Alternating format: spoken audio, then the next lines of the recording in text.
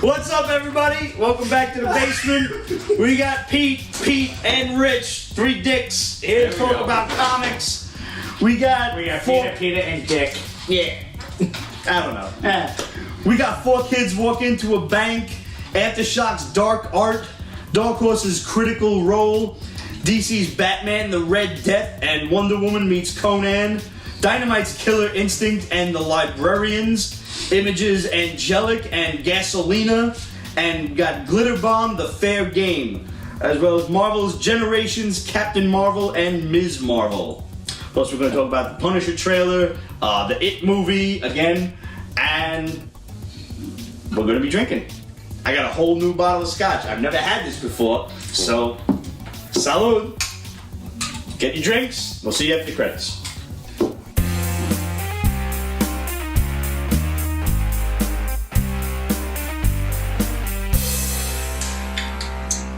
That's tasty. Surprisingly very smooth. Yes. That's why I like Highland scotches. It's, you know, They tend to not burn everything going down. they tend not to taste like licking a dentist's office. Yeah. That's a pretty apt description. Yes. So, I gotta get this out of my system first. Uh-oh. Dark Knight's Metal, as far as I was concerned, had a lot of potential. I like the idea of a bunch of evil Batmans running around in a dark multiverse, the flip side of our multiverse. Yep.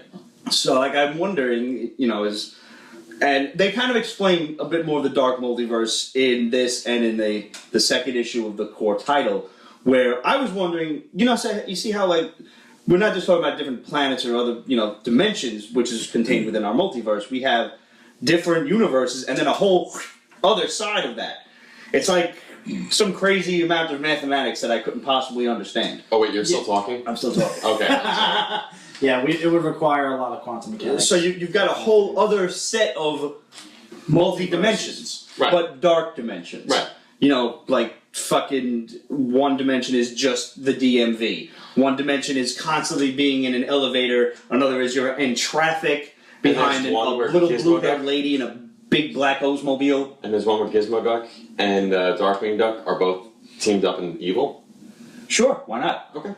But I wondered, like, you see That how is we the have evil evil now. dimensions in this multiverse? Are there good dimensions in that one? But no. The fact is, all of these worlds are unstable. And they constantly explode and presumably come back into existence. So it's like, you imagine a bunch of different worlds with apocalypse scenarios going on constantly. At least that's what I'm getting at. basically what nuclear fission is. Sure, why not? So that's kind of... I'll save that for Chris Craddock. That's kind of what North Korea wants.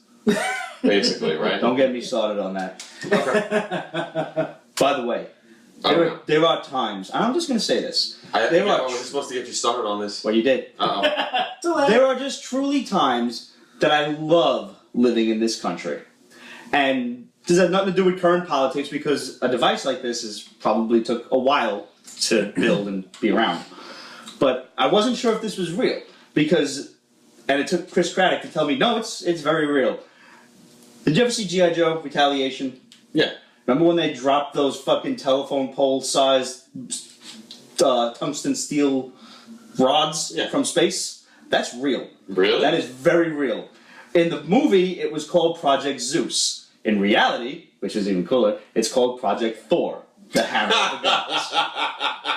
Affectionately known as rods from God, you can look it up. I read it on Business Insider, which is why I'm like, but Wait, you read this on Business Insider? Yes. That's why I'm like, they wouldn't print something fake, like, you know, it's not a sci-fi. He read Business Insider. Probably at Roger's behest. I'm smart. I know things. No, I understand where you're having trouble with that. Yeah. I can understand that, but let's gloss over that for a moment. Okay. That's kind of a key, though. 20-foot tungsten steel rods dropped from several 100,000 miles above Earth. All of the blast radius of a nuclear warhead, none of the fallout. All of the fun, none of the fucking... Wow, none of the aftermath. So, just let the little guy push further and further, because White House is pretty crazy right now. Yeah, I was going to say... Yeah. If anybody's going to do it, ahead, because I'd rather them than us. Yeah. Obviously, it can't be us. And that's all I'm going to say on the matter.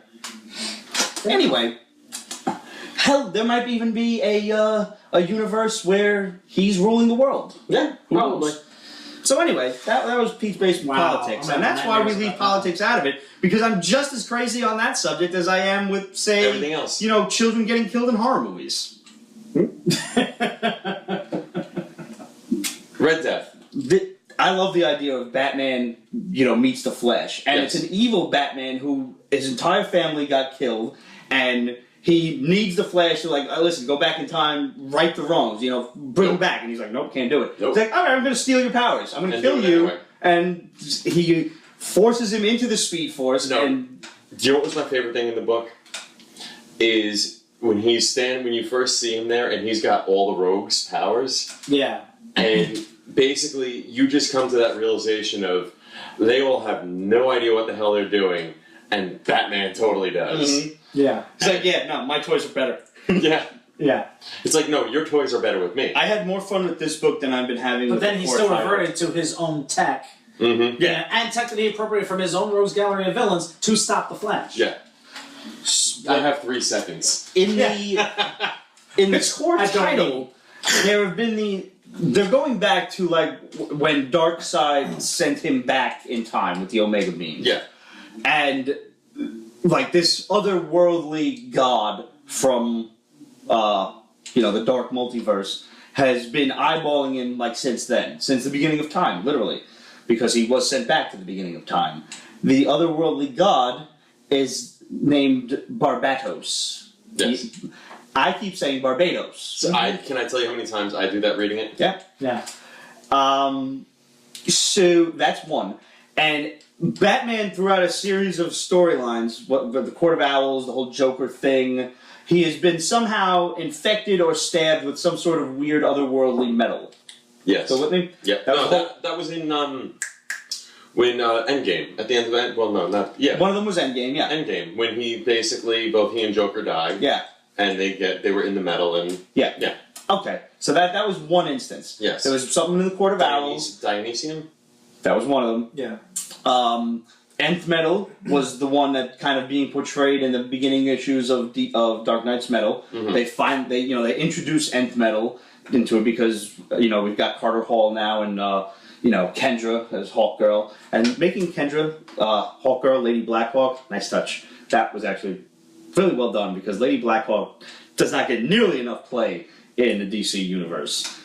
But the last metal. They spend all of issue 2 trying to infect Batman with the last metal to open the door for, Batros or whatever the fuck his name is. Barbados. Yeah. Barbados, yeah. The last metal is called Batmanium. That's as good as Unobtainium. That is, Unobtainium is fucking brilliant. From the core, the movie The Core, that's... No, not the core. Oh. From Avatar. The movie? Yes. Well, the Core did it first. Yeah.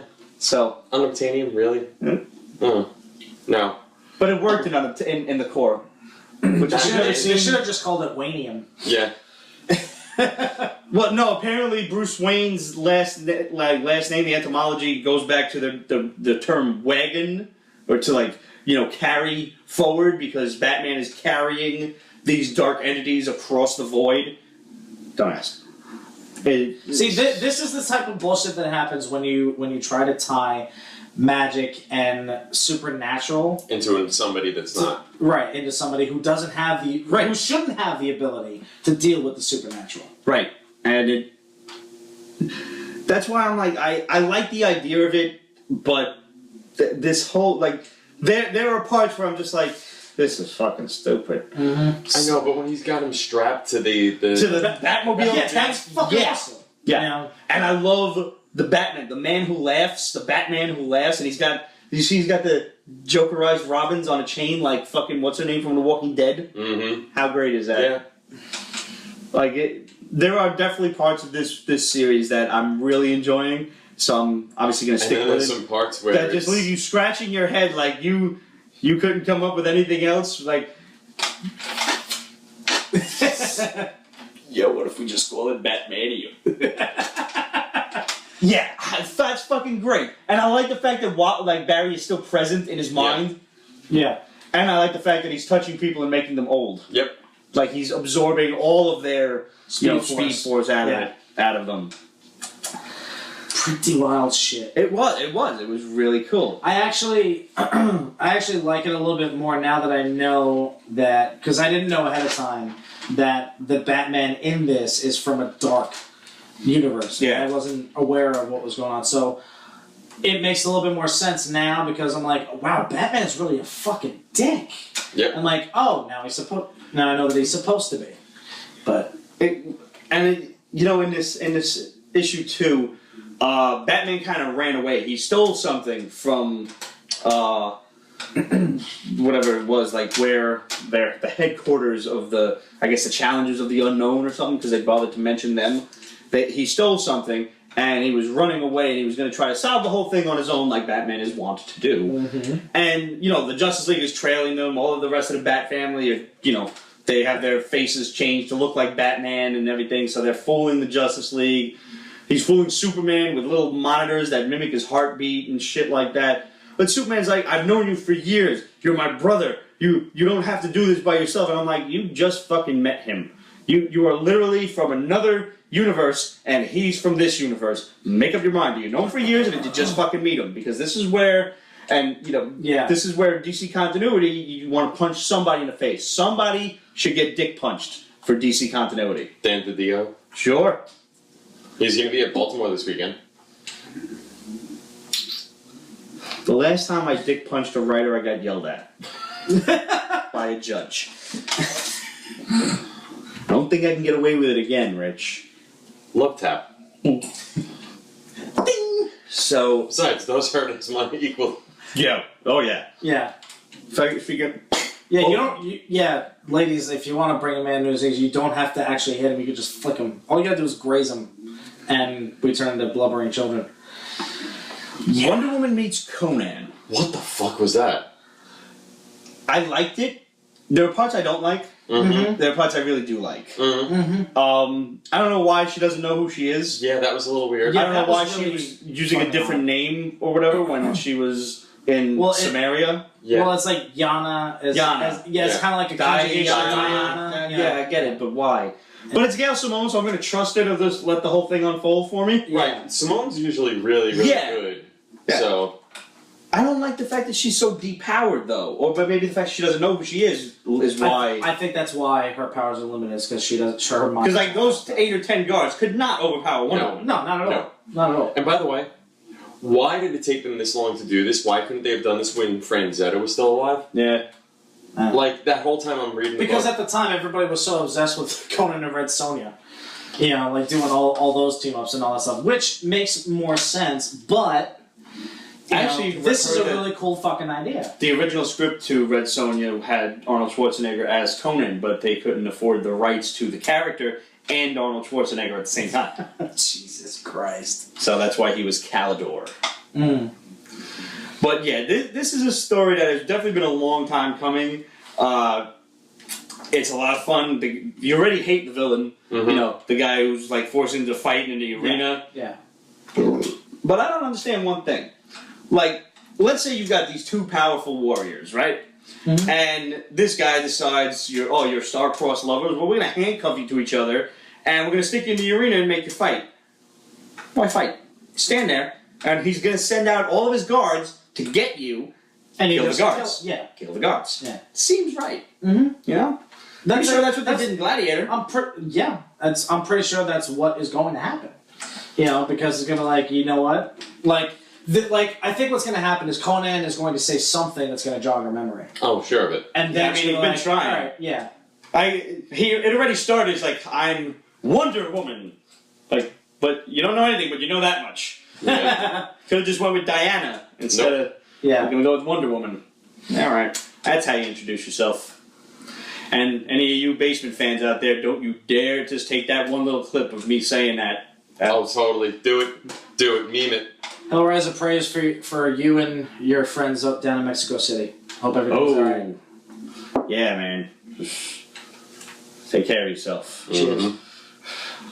Earthquakes, hurricanes. Japan got another earthquake. They're This doing might a actually be the line of end hurricanes up the friggin' Caribbean. We might get. If these like Central American earthquakes continue, I was reading another fucking article that they're going to loosen up the caldera in Yellowstone. Really? Oh yeah, and if that goes, we all go. Yeah. So yay.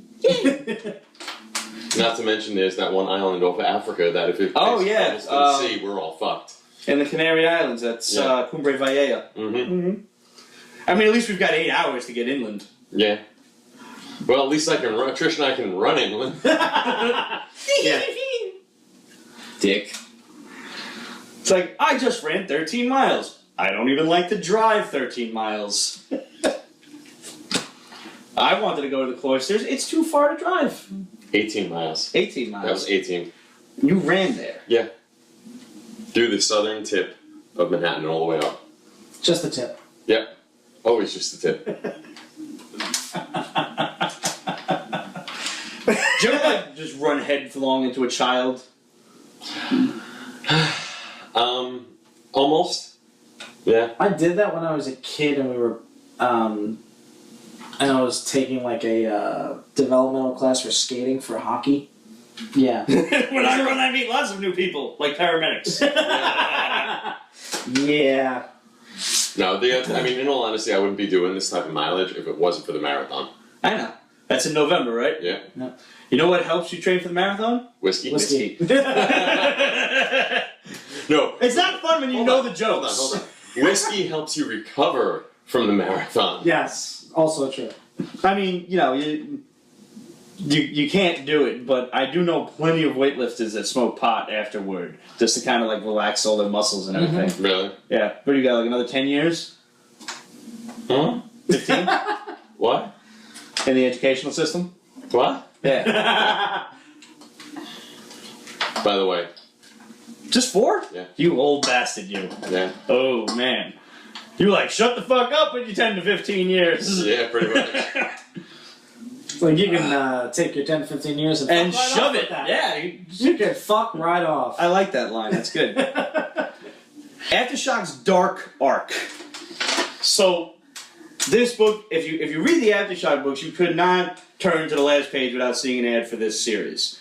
And basically what you have is Noah's Ark, with all of the animals and a few of his family members, and other, presumably good people that God wanted to save. And now you have the Dark Ark, which is this random sorcerer who was charged by the devil to bring all of the unnatural things. Noah has the animals from the natural world. This guy has all the shit from the unnatural world, like the Lamias and the vampires and the manticores and shit like that. Which sounds really freaking cool. Yeah. But like, it just didn't, I don't know, it didn't draw me in. Maybe I was expecting too much. Maybe I was expecting a darker story than what I got. I was expecting more of a horror thing than a, monster adventure story. Well, I mean, I still think I still think it's going to become that. I hope so. But I'm sticking around. It's way too long of a setup, though. it is. And For one book.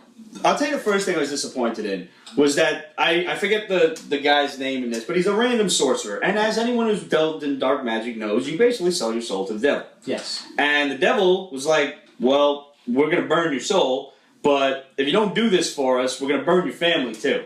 And maybe we'll let you off the hook as well. But there's a catch. So I like this catch. Now, you're basically on a boat with, they're feeding people to the monsters. They have people like chained up and everything in, one of the bows of the boat. So they're feeding them to the vampires and the Lamias. They're and just all those referred to as monsters. sacrifices. Right.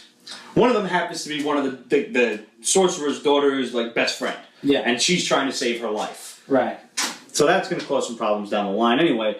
But the catch is, all of these monsters and everything, they know the other Ark is there, with delicious meats running around it. Of course. Nothing is allowed to happen to the other Ark. If it does, the devil said, like, listen, like, me and God are in cahoots on this. We're allowed to live, but nothing can happen to the other Ark. If any of the monsters go and attack it, So you know deals something's going off. to happen. Yeah. If anything happens to the Ark by natural causes, if it gets a leak and it sinks, your ass is on the line for it. So not only do you have to protect it from the monsters, you have to fucking make sure it gets to its destination. It goes and finds that olive branch. Yeah. What I was disappointed in was that the guy is just a random sorcerer and not some other mainstay from the Bible. Like, Bible's got plenty of villains running around, especially the Old Testament. Everybody was an asshole in the Old Testament. Yeah. Were there any? I didn't even read it, but were there any good people in the Old Testament? Not named Jesus. Jesus was the New Testament. It's the New Testament. Yeah. Fuck. I went to Catholic school for now. I'm not the most religious soul in the world, but I know that much. There were plenty of good people. King David, Solomon was all wise and everything. Wait, Solomon Grundy was in there? Solomon Grundy, born on a Monday. Yes. Never knew he was in the Bible. Yeah, totally was. Damn. I was really I had my fingers crossed that it would have been Cain, but it wasn't Cain, so like... Give it time. Yeah. Maybe he may show up. Yeah. I'm still getting over like the Goddamned, which was one of the best series I've read in a long time, where Cain was just again walking the earth. Noah was actually the villain in that. Oh, that's cool. But I'm gonna stick around with this one. The New Testament is like episodes 4, 5, and 6, while the Old Testament is like 1, 2, and 3. Damn. That's funny. Wow, that's great. I actually found the Old Testament to be far more interesting, so I would reverse that comparison. I'm just saying. Yeah. To each their own. High five! Yes, I win. Very nice. I'm gonna stick around on this because, above all things, it's Cullen Bunn, who is just a master of crazy ass horror shit. Mm-hmm. So, and he's been writing a lot of stuff lately too. Like I can't name anything off the top of my head, but I know his name has popped up like maybe 3 out of the last 5 or so weeks of The Basement. So I have the utmost faith in it. Like, there's a lot of potential. There's definitely a lot of potential. Like you said, there was a lot of setup in this one, so I guess maybe we couldn't delve too far into it. Right. But I mean, you see the last page, we're not going to spoil it, but the last page, shit has already started. Right. To hit the fan. Yeah. To hit the fan, with the Dark Ark. I mean, the artwork, while it's, I guess, fairly accurate, is a little too cartoony. It does seem very cartoony. It's almost anime-ish. But you know what? Actually the fucking art reminded me of? Take a look at like this page, for example. Udon, almost like a sloppier udon. Do you remember the last Unicorn? Yeah. The way like the characters were so bright and the backgrounds were so dark. Yeah. That's what that reminds me of. Yeah. Mm-hmm. Yeah.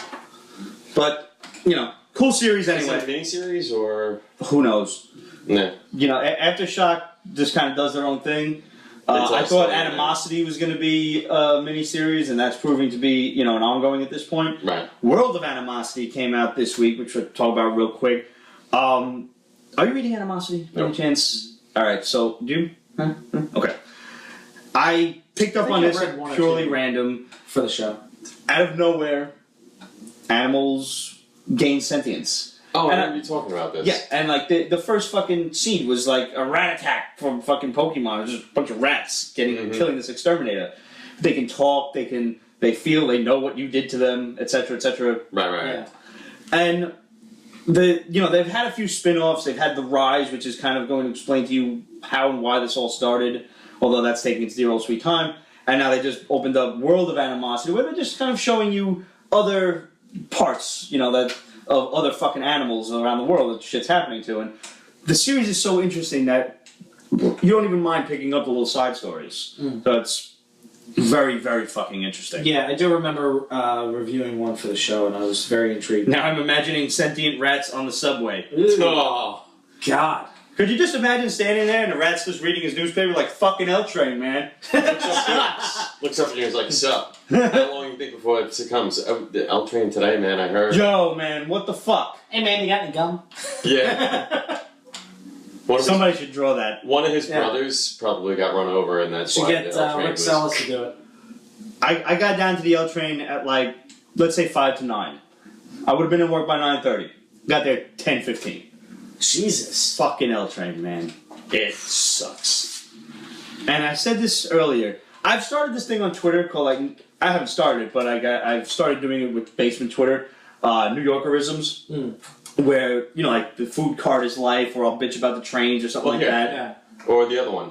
If you order ham, egg, and cheese, you have to go Bacon, egg, and cheese on a roll, salt, pepper, ketchup. Well, no. It's ham, egg, and cheese on a roll, and then the proper response from them is salt, salt, pepper, ketchup. which is also one word. Yes. Yeah. So I said today, I had to yell at fucking 3 people today. One asshole, who admittedly I think was French, so you don't get a pass at all, because fuck you. Has this big ass school bag on the fire. Like I get in, because he gets in, he stops at the door, because he thinks, oh, there's so many people. No. If you're taking the L train, you know we can still fit. Yeah. So I bang right into his school bag. And he gives me a look, and I'm like, and I just pointed my school bag, which is in my fucking hand, on the floor. And I was like, he didn't take his school bag off, but he got out of my way at least. And that was me being calm about it. I was like, let me not yell at this guy.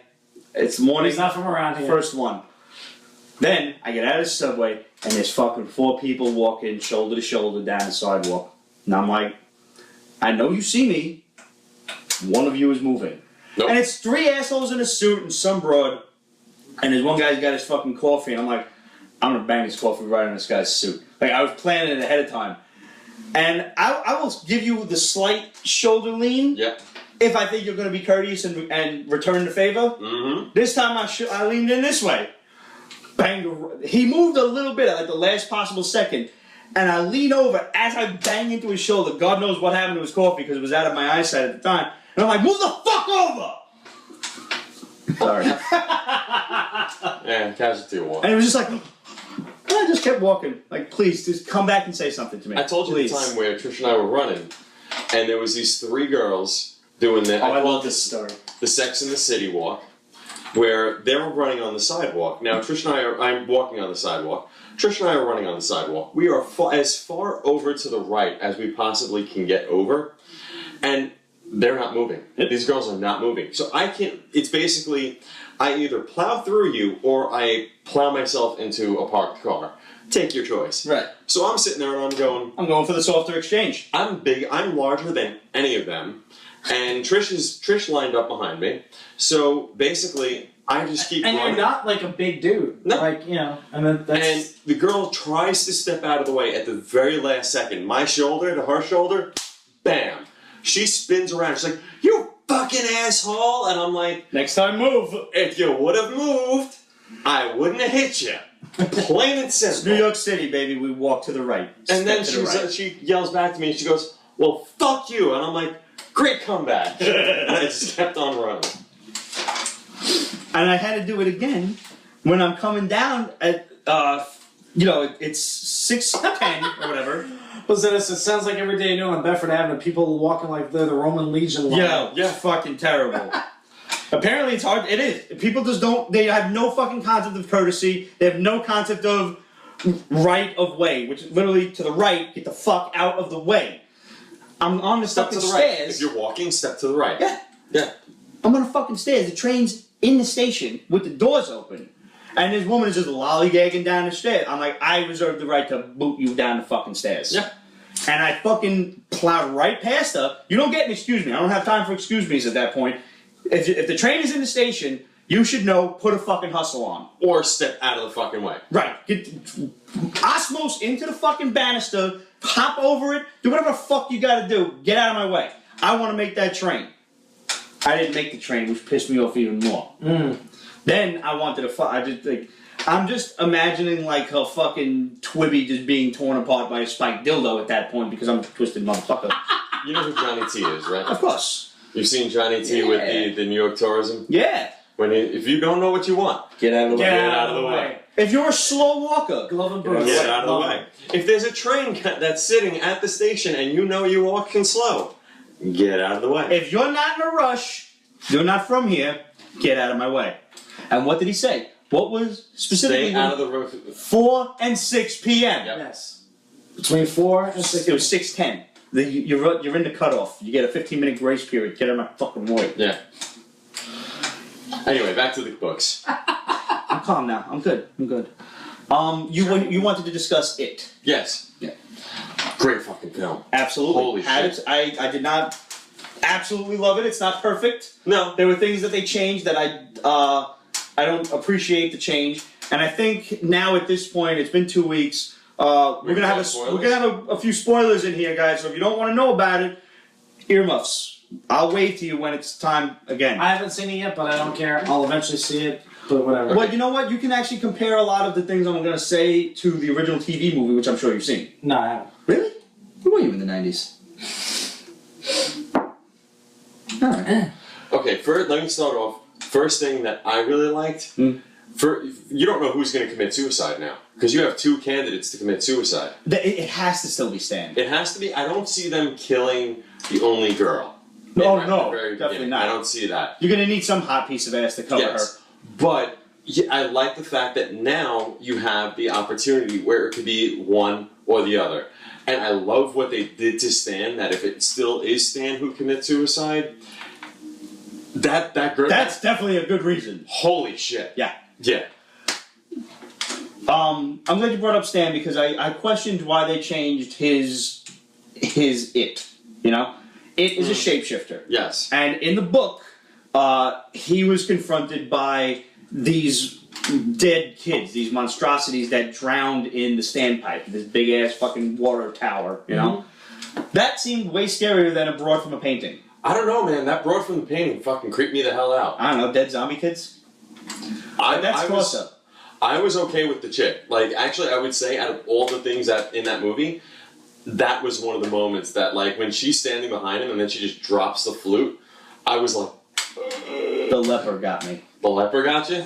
Because I'm so glad they got that scene right, because in the TV series, it was just like a drunk guy. You know, there was nothing to it. Right. This one, his whole face was falling off. Yeah. Holy shit. That was so creepy. Oh my god. I got chills watching that scene. And then the other thing, and it's something so simple that I loved, is when Pennywise was like about to feast, like you could see he'd be getting excited and he would fucking drool. Mm-hmm.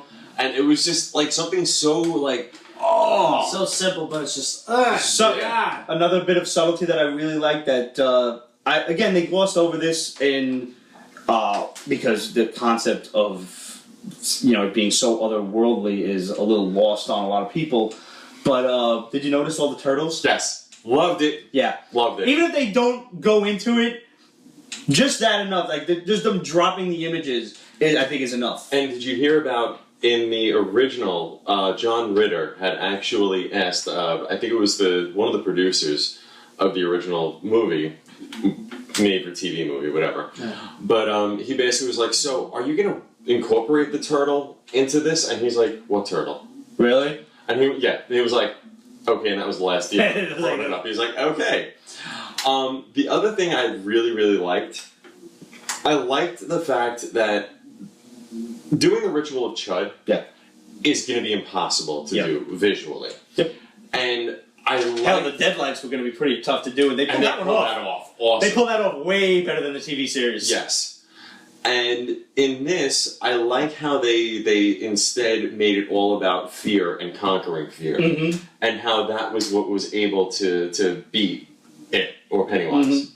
That's a big aspect of the book and the original TV series as well, but it was, you know, much more mental than, you know, there's that whole Lovecraftian aspect to it. But here's one of the things that I did not like. Immediately, it wasn't a fucking rescue mission.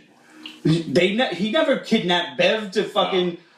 You took a strong female character and you bitched her out for the sake of bait, for luring them down there. That was fucking stupid. And it's unjust to the character. But I don't take her as bitching her out. I mean, like, if you think about it, she was the one who when they first go into the house on Nebel Street, I mean, like, she's the one who impales him with the rod. True. And then also, when he went down there, I mean, like, she was like, I'm not afraid of you. And if you remember, he starts smelling her and he's like, ah. Yeah, it's like, oh, you're not. Yeah. I don't know. I don't think I like you anymore. I didn't like the kidnapping thing. I didn't like the idea with... I liked his collection of stuff. Yeah. I didn't like the kids floating. No, dude, how? You will float. Everybody floats down here. That was like one of the best things. You like that? Yes, in the mist. But it leads to the idea that maybe they're alive. And I don't like that. Well, but they did that in the because movie. I like dead children. But the fact that fucking they like when he keeps saying to them, it's like, and when you're down here, you'll float too, right? And all of a sudden you go in there and you see them all floating. You're like, what do you know? He wasn't lying. Huh. There you go. Okay. I thought that was genius. Okay. Love that element of it. And just visual. I mean, my one big complaint: Pennywise wasn't in it enough. Oh yeah. I mean, don't get me Skarsgård wrong. did great. And I was petrified of how he was going to do. I mean, like Tim Curry. He's Tim Curry. Awesome. That's a hard act to follow. Yes. Yeah. And the thing, and Trish and I were actually talking about this today as we were running. Pete got floating whiskey bottles. Yeah. The thing I liked about it is Skarsgård. I found Skarsgård in this to be creepier than Tim Curry. Yeah, he was. Because- Tim Curry was funny. Yes, he was. You could see that in the original. It was very much like a love letter to Tim Curry's. Like inspiration came from Freddy Krueger. Like you could see, it's like playing with his food.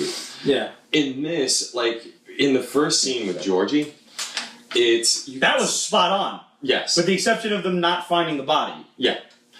So with Georgie, like when he's talking to Georgie, and he's like, you could see what he's doing. Like he's talking to him, like, and he's doing it in such a way to basically break down the kid's wall. So it's like, trust me, I'm Pennywise, the dancing clown. Like you really kind of get that whole child predator thing. Yes. That whole Freddy Krueger aspect to it. Yeah. And all of a sudden, like, and he's like, pop, and he's like, pop, and he's pop, pop, pop, pop. Oh yeah, he was and very. then all of a sudden he's like, the drools come in, and you're like, oh, that just went really creepy. In the book, It's like, well, that escalated quickly. in the original TV series, Georgie just gets dragged down the sewer, and that's that. He gets, you assume he gets eaten. In the book and in the movie, he just gets his arm ripped off. And in the book, he bleeds out. In the new movie, he gets dragged under after he bites his arm off. Okay. So the whole arm ripping thing was fucking spot on. And in the book, he just kind of bled out, and they found his body on the street. And that was a bit different. Like the idea of Bill kind of having to come to terms with the fact that my brother is dead, as opposed to he keeps thinking they're going to find him alive. The exclusion of the line, "You killed my brother George, you bastard," was an injustice. That is a very crowning moment for Bill, as, and I said this last week, you killed my brother. Prepare to die. Yeah. I'm going to fucking kill you for that. Like, the kid from Stranger Things. Oh my god. It's like, this is all your fault, Bill. You fucking brought us down here, and, you're scaring the shit out of all of us, and, we're all in danger, and now I'm gonna have to kill this fucking clown. God damn it, that was good. That was great. Yes, it was. My other complaint would be, in the original movie, and with the What's book. this nerd fest? Night Prowler, is this your first time on the basement? Welcome, sir. We have whiskey and cookies. So, they all had their purpose, right? Like Eddie was the one who, when they got into the tunnels, he was the one who told everybody where to go. Right. Bill was the leader. Bev was the sure shot, right? So like everybody had their. That was another thing. Where was the slingshot, man? Like, do we need the fucking cowpoke? Apparently. I don't know. That was a weird change. And it's New Line Cinema, so Yes. I'm really surprised they didn't do this. But it being in the 80s, he should have changed it to Freddy Krueger. Yeah.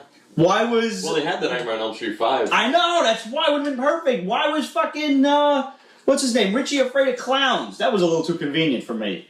Like, he should have been afraid of fucking Freddy. Just have him in there for a second.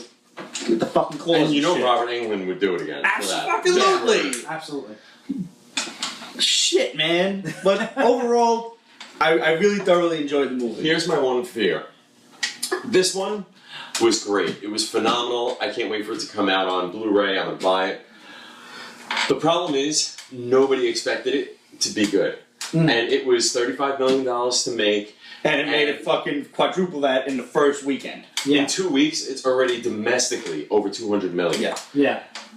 You sure as shit know that Warner Brothers and New Line are now going to basically be like, Sequel. okay, well they've The already sequel's been- already, being penned. Now, the good thing is, it's the same director, the same writer, which I'm happy about. I'm worried that they're going to try to Make juice it up with changes. too many fucking actors. Just get a bunch of unknowns. You Supposedly, don't need... Jessica Chastain wants to play Bev. I don't see her... No. I know. Stay away from it. Yeah. And like I said this last week, and I just think my priorities are in the right spot, Jessica Chastain's tits and this girl's tits are about the same size, so no.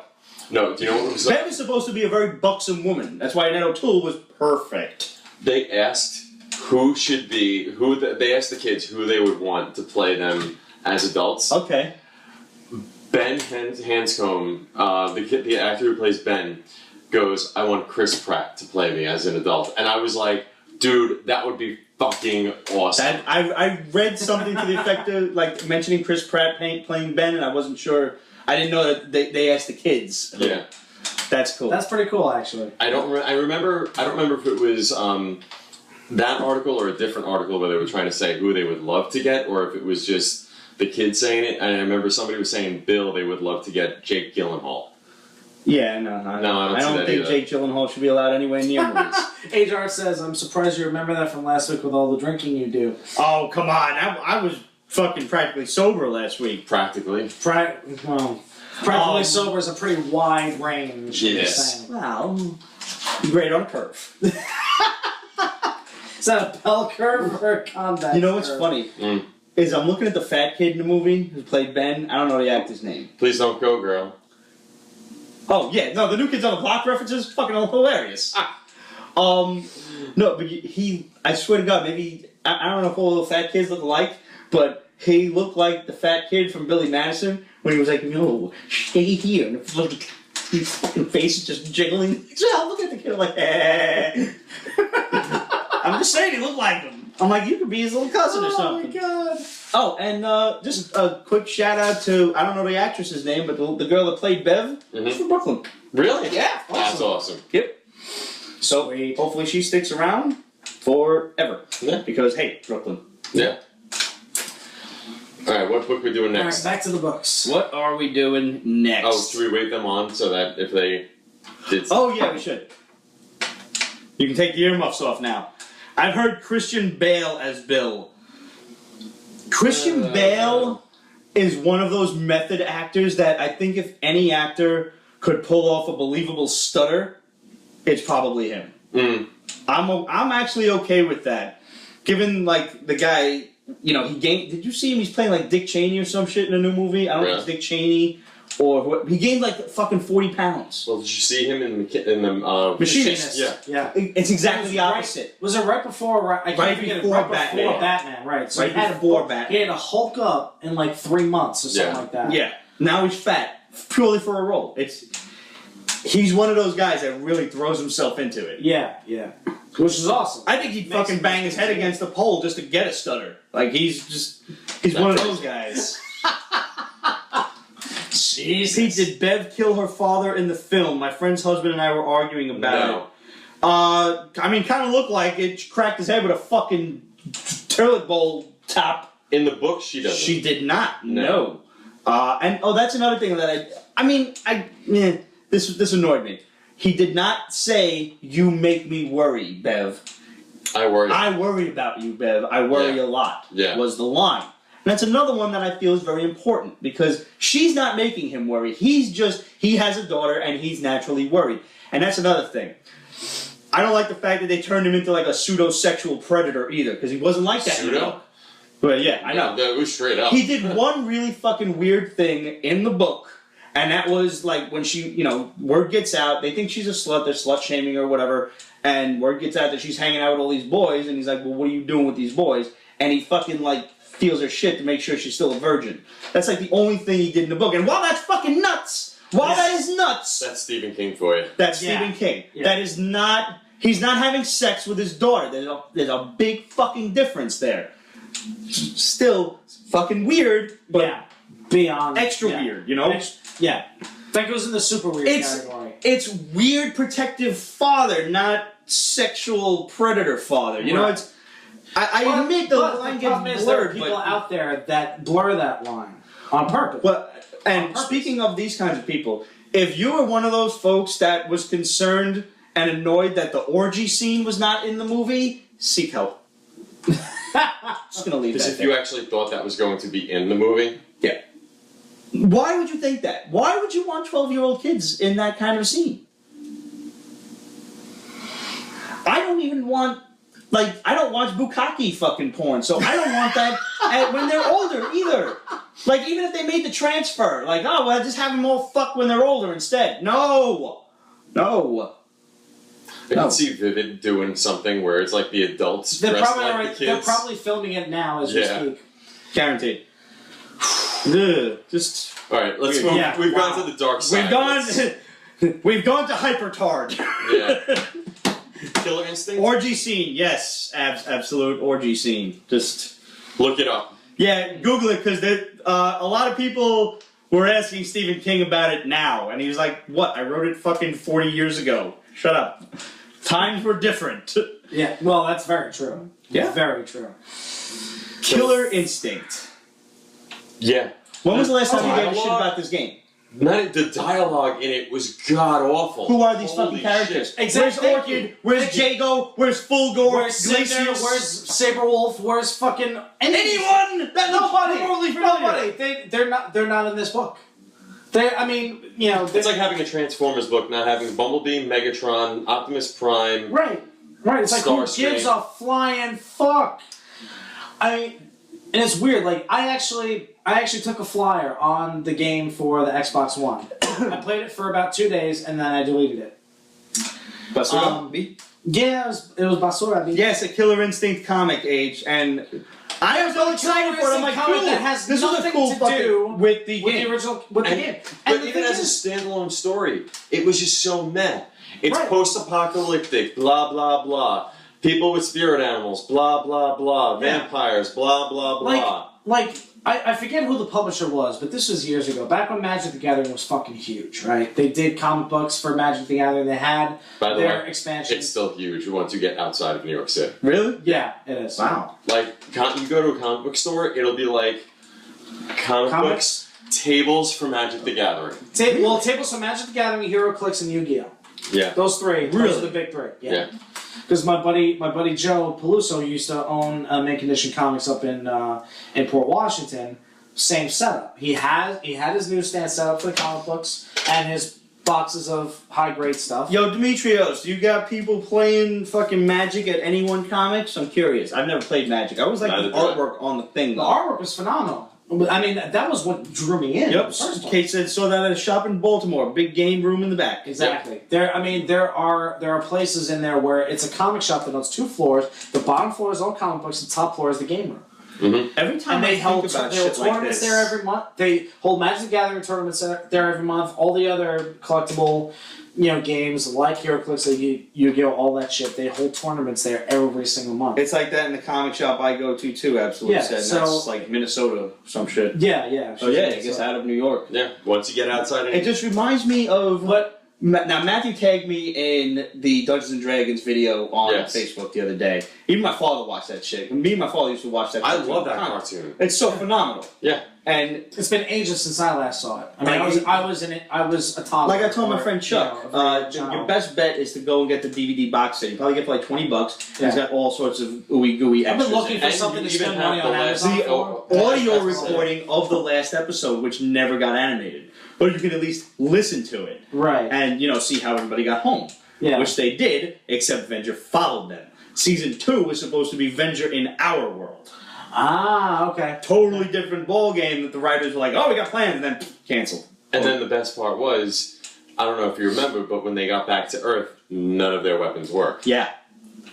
But Venger's magic still worked, which was kind of that was kind of a bust. Yeah. Well, They got back to Earth a couple of times. I mean, Yeah. in fairness, how are you going to further the plot if Venger's magic doesn't work? Very true. Very true. You know? But there was just so much. There was so much story in it. And have him locked with up him as a being fucking Dungeon pedophile. Master's son and everything, and he just went bad. There was so much to it that they never got a chance to. That Yeah. show could use a reboot. I wouldn't mind a reboot. I actually would love to see a comic come back out of that. Oh, Yeah, why the fuck not? So Man, we got sidetracked. no, actually, I'm going to bring this full circle. One, every time like I hear about D&D or Magic the Gathering and all these other like card games that I don't even consider in my sphere of nerddom anymore because it was high school and I don't even realize that it's still relevant. Yeah. I'm always reminded of that scene. Do you ever see Airheads? Yeah.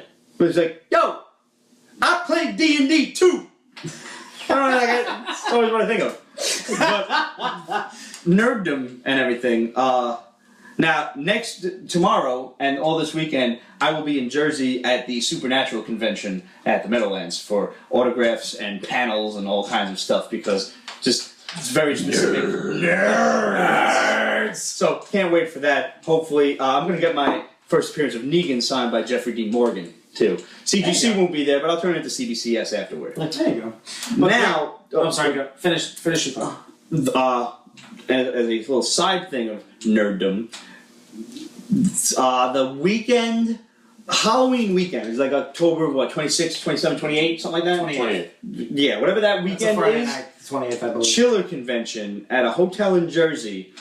Willie Ames is actually going to be there. Really? Yes. Along with Nicole Eggert, which is fucking worth the price of admission for me. Yeah, come on. Really? It's like, hi, I've loved you since 1988. You know. Willie Ames and Nicole Eggert. It's a Charles in Charge reunion, minus Scott Baio. Jennifer Runyon's Which going is to be probably the Jennifer best Runyon, of all worlds. Cindy Brady, fucking Yeah. Gwendolyn Pierce. Come on. Oh my God. And like, there's my friend was reading me the guest list, and I'm like, I want to go. Nerd boner. Oh, yeah. I mean, Jennifer Runyon and Nicole Eggert. I don't need anything. I'm good. I'm going. I want to go. Wow. Yeah. Wow. First of all, Willie Ames coming out of she in woodwork. Baywatch? Yeah, but 88 was. Yes, she she said really this is rose why to we the- need to become CGC witnesses. Yep. Yeah. So bringing it back to the book, Gonna bring it the back. parallel that Magic the Gathering has to Killer Instinct is that you have no mention of any of the major characters that are mentioned in any of the collections that came out prior to the comic book. So you have nothing to go on. Yeah. And that's exactly what this book has, which is really sad because Udon shows us that if you do a story right, You can make a comic book based on a video game, a fighting game. Yeah, exactly. And I mean, and honestly, like you've got a bunch of honestly. Who throws a shoe? And, who throws this shit? I wasn't letting that pass. No. Fuck you. you have a myriad of miniseries and trade paperbacks that are done for the Halo franchise, and they're done well. So you have a ton of reference material to go on to do this shit right, and you completely whiff. I mean, we're finally getting Street Fighter versus Darkstalkers, for fuck's sake, and it's great. Exactly. I want to see Udon pull in the King of Fighters series. Yeah. But finishing with Killer Instinct real quick, even if you take it as a standalone story, It's not good. like I said, it's extremely meh. I mean, the best I could say is if it's maybe like a young adult title. You know, like I can see it doing that. It was boring. Yeah, and like I said before, Had the nothing to it. dialogue was just, It's like, you what is need to come with us. Where are the police? Ah, look, we're vampires! Ah! that's lady bitch to you. It's like, Yeah. what? Who wrote this? A I fucking made it. I 12-year-old? might have made it like 8 or 9 pages before. Oh, gave I up. finished the stupid thing. Oh, I Fuck feel you, sorry I for finished you. it. I Yeah. finished it So, too. speaking of video games, I bought this little pint-sized Heroes Mega Are you Man. opening it? Yeah, I'm gonna open them right now. Yes, please. Let's see what I got. I got Dr. Light. Look at these cute guys. He's 1 in 12. Nice. That's accurate. Absolute S. Pete, please tell me you're attending Supernatural karaoke. I didn't know that. Oh, I'm going to the karaoke show. Yeah, I'm not singing, no. But they have like a karaoke show where all the stars of the show will sing songs and shit too. That's cool. Yeah. That's cool. More Mega Man toys. Yes, I mean, if you've seen the show for more than a minute, Where is it? You That know- right side of me? Yeah. you know that Pete's big on Mega Man. I mean, we all are big on Mega Man. I mean, everybody Mega Man's loves one of my Zelda, favorite- but Castlevania and Mega Man are my two favorite Nintendo games. Mega Man and Zelda. I pretty stopped much. after the third one, though. I mean, I beat 4, 5, and 6 many years later. Yeah. But I beat the first 3 on the original Nintendo. Yeah. I had 2 first, so it was 2, 1, Same 3 here. for me. I think I did the same. Yeah. I don't know. Just like Star Wars played to me, 4, 2, 5, 1, 3, 6. which is really What's that? odd. I don't know if I ever played 4, 5, 6. 4, 5, and 6. I emulated I those. probably did because I never got to play those because my next experience was with Mega Man X. The problem was with 4, 5, and 6 is they started to get to a point where it became too hard. Yeah. Yo, did you play 8, 9, 9, and 10? Nope. Oh man. Good luck even getting to the boss. I can't. You can't. It's fucking impossible. Mm-hmm. They were sitting there like, fuck all these new kids. Well, okay. Please don't go, girl. So, actually, our friend Chrissy. If Kim Rhodes is there, she'll be dressed up for karaoke. She's so hot. She's like 50. She's so Which one's hot. Kim Rhodes in? Josie. With the short hair, she's a cop. Yes, okay. So hot. Ridiculous. I gotta look that up. But our friend Chrissy asked me this question, a random thing on Facebook. What is one of the NES games that you played that you still haven't beaten to this day? And one of the toughest video games I've ever played in my entire life was Master Blaster. Blaster Master. Or Blaster Master, depending on which version you got, yeah. Oh, is it? I think everybody confused. They always flip the two words, or whatever. But that is by far one of I've the never most beat. I actually got up to the last. I was up to the last board and I couldn't find the motherfucker. That was I had the same problem. Yeah. I got up to the 8. There was 8 levels. Yep. And I once did it where I got one of all the way first to the open 8. world games that was Yes. like really open world. Yeah, and it was all of a insanely sudden, difficult. I'm like, where the fuck is he? And I was playing for like 4 hours, and I'm like, all right, I'm done. I don't want to do this, but Yeah. Boop. yeah, Yeah. Hurtful, isn't it? yeah, that was Painful, very hurtful. absolutely painful. But yeah, I suffered from the same you thing. wanna know the- There was one instance, like it was really literally like 1 or 2 days. I where did was play able it to last get week, past, yes. like, level 4. Adrian brought the Switch over. I was playing Blaster Master last week. If you can imagine 8-bit graphics but updated for the Switch, Yeah. because like that's what it looks like. It's Kinda, so yeah, fucking yeah. cool. It's 8-bit graphics in HD. Yeah. That's basically what it is, yeah. So, You want to know the bane of my entire video game existence? what's that? I've never beaten the original Mario Brothers. What? The first one. Are you for fucking real, dude? Got up to Bowser, and he killed me. I tried to jump over him, didn't know the cocksucker threw hammers, and I only had 1 life left. And then I didn't want to go through World 8 again. Wow. God So to damn. this day, I've never beat it. Wow. I don't consider it the hardest game I've ever played. I don't think I ever beat Mario 2, but I never Shame. I beat 1, 2, and 3. I beat 1 and 3, yeah, on the original NES. And for whatever reason, I don't remember ever getting Mario 2. I remember playing it a handful of times, but I never. On 3, when I was a kid, I actually went and decided I was going to go no whistles as far as I could get. Board for Yeah. board. I did that on the Wii version. Yeah. I got all the way to 7, and I had to give up. The pipe world is a pain in the It's balls. a fucking grind. Yeah. It's a fucking grind, especially when you can't save. Once again, I was up to like 3 or 4 hours playing the game. Mhm. Yeah. And the problem was, I had like 50 lives, so I wasn't even worried about that. It was just Right. to the point That's where exactly what it is. It's a bunch of old men getting drunk. All the Ninja Really? Gaidens were fucking impossible. That was one. I beat never- all 3 of them. I couldn't beat them on the regular Nintendo. I could only beat it on the emulator. Really? And by the way, I with Nas, we found out, fucking who knew the jump slash? was the one- There's a PB extra. Pete attempts to conquer Super Mario Brothers. I have been There you thinking go. about making a PB extra series called Pete Sucks at Video Games. I might just do it. Real quick, I'm with gonna the have to be there for that. for finishing Ninja Gaiden, Yeah. the jump slash Yeah. was a one-hit kill for almost every boss. Yeah, I don't know if that was the case because I'm pretty No. sure I jumped at everything. Look it up. There's speed runs. People just jump into them with the fucking Them thing. motherfuckers is hacking shit. I don't trust any of Well, those. the crazy cocksuckers. thing is you always had Art of the Fire Wheel. You always wound up getting that as your go-to. Yep. You know, for almost everything. Yep. And yeah, so that's fucking Alright, crazy. so- But 1, 2, and 3, I managed to finish all 3 of them. I was Librarians. that obsessed with it. I've never. This is a TV show. Yes. I have I- never I- heard of this. With Never John heard of it. Larroquette, Rebecca Romaine, and Christian Kane, who used to be in, what the fuck was that show? Shit. Help. Oh, why the fuck can't I think of it? With the con artists.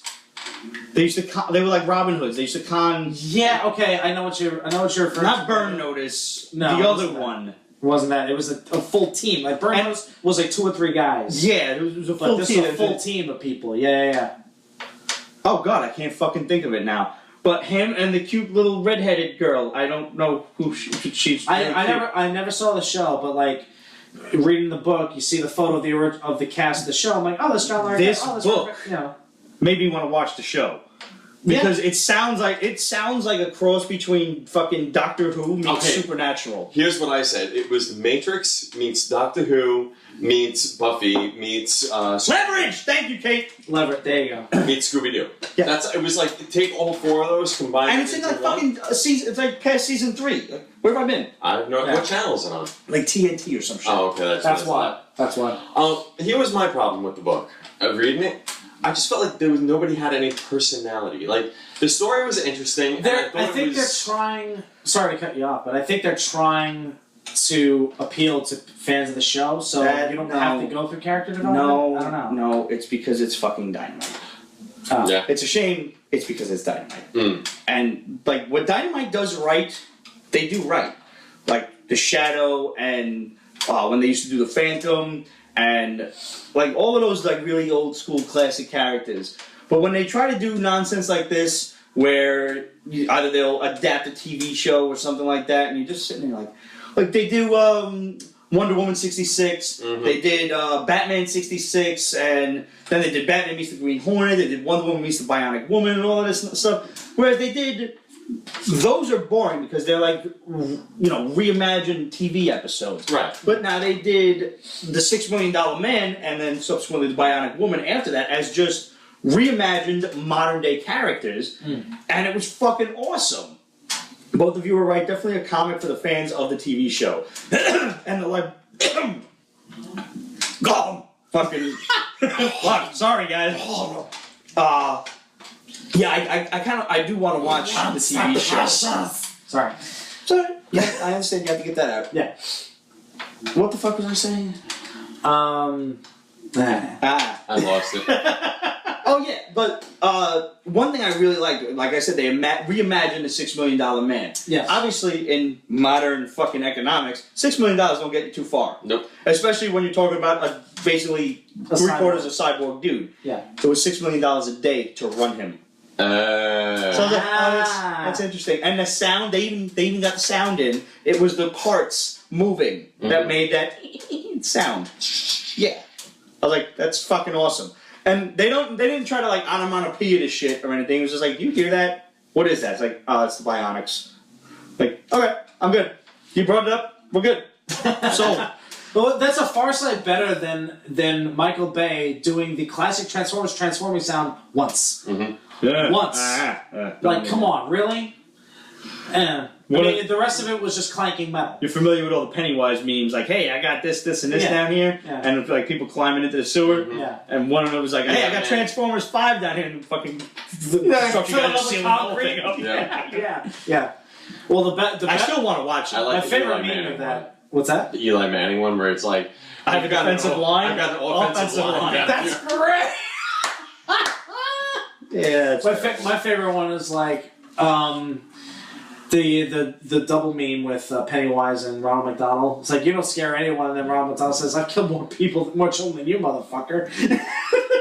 Yeah. Absolutely. I'm not familiar with the alligator one, actually. I did see a great cartoon of like Pennywise trying to run out of the sewer, and then the Ninja Turtles pulling him back in and beating the shit out of him. Yeah, so that. Nice. So, next one. Punisher trailer.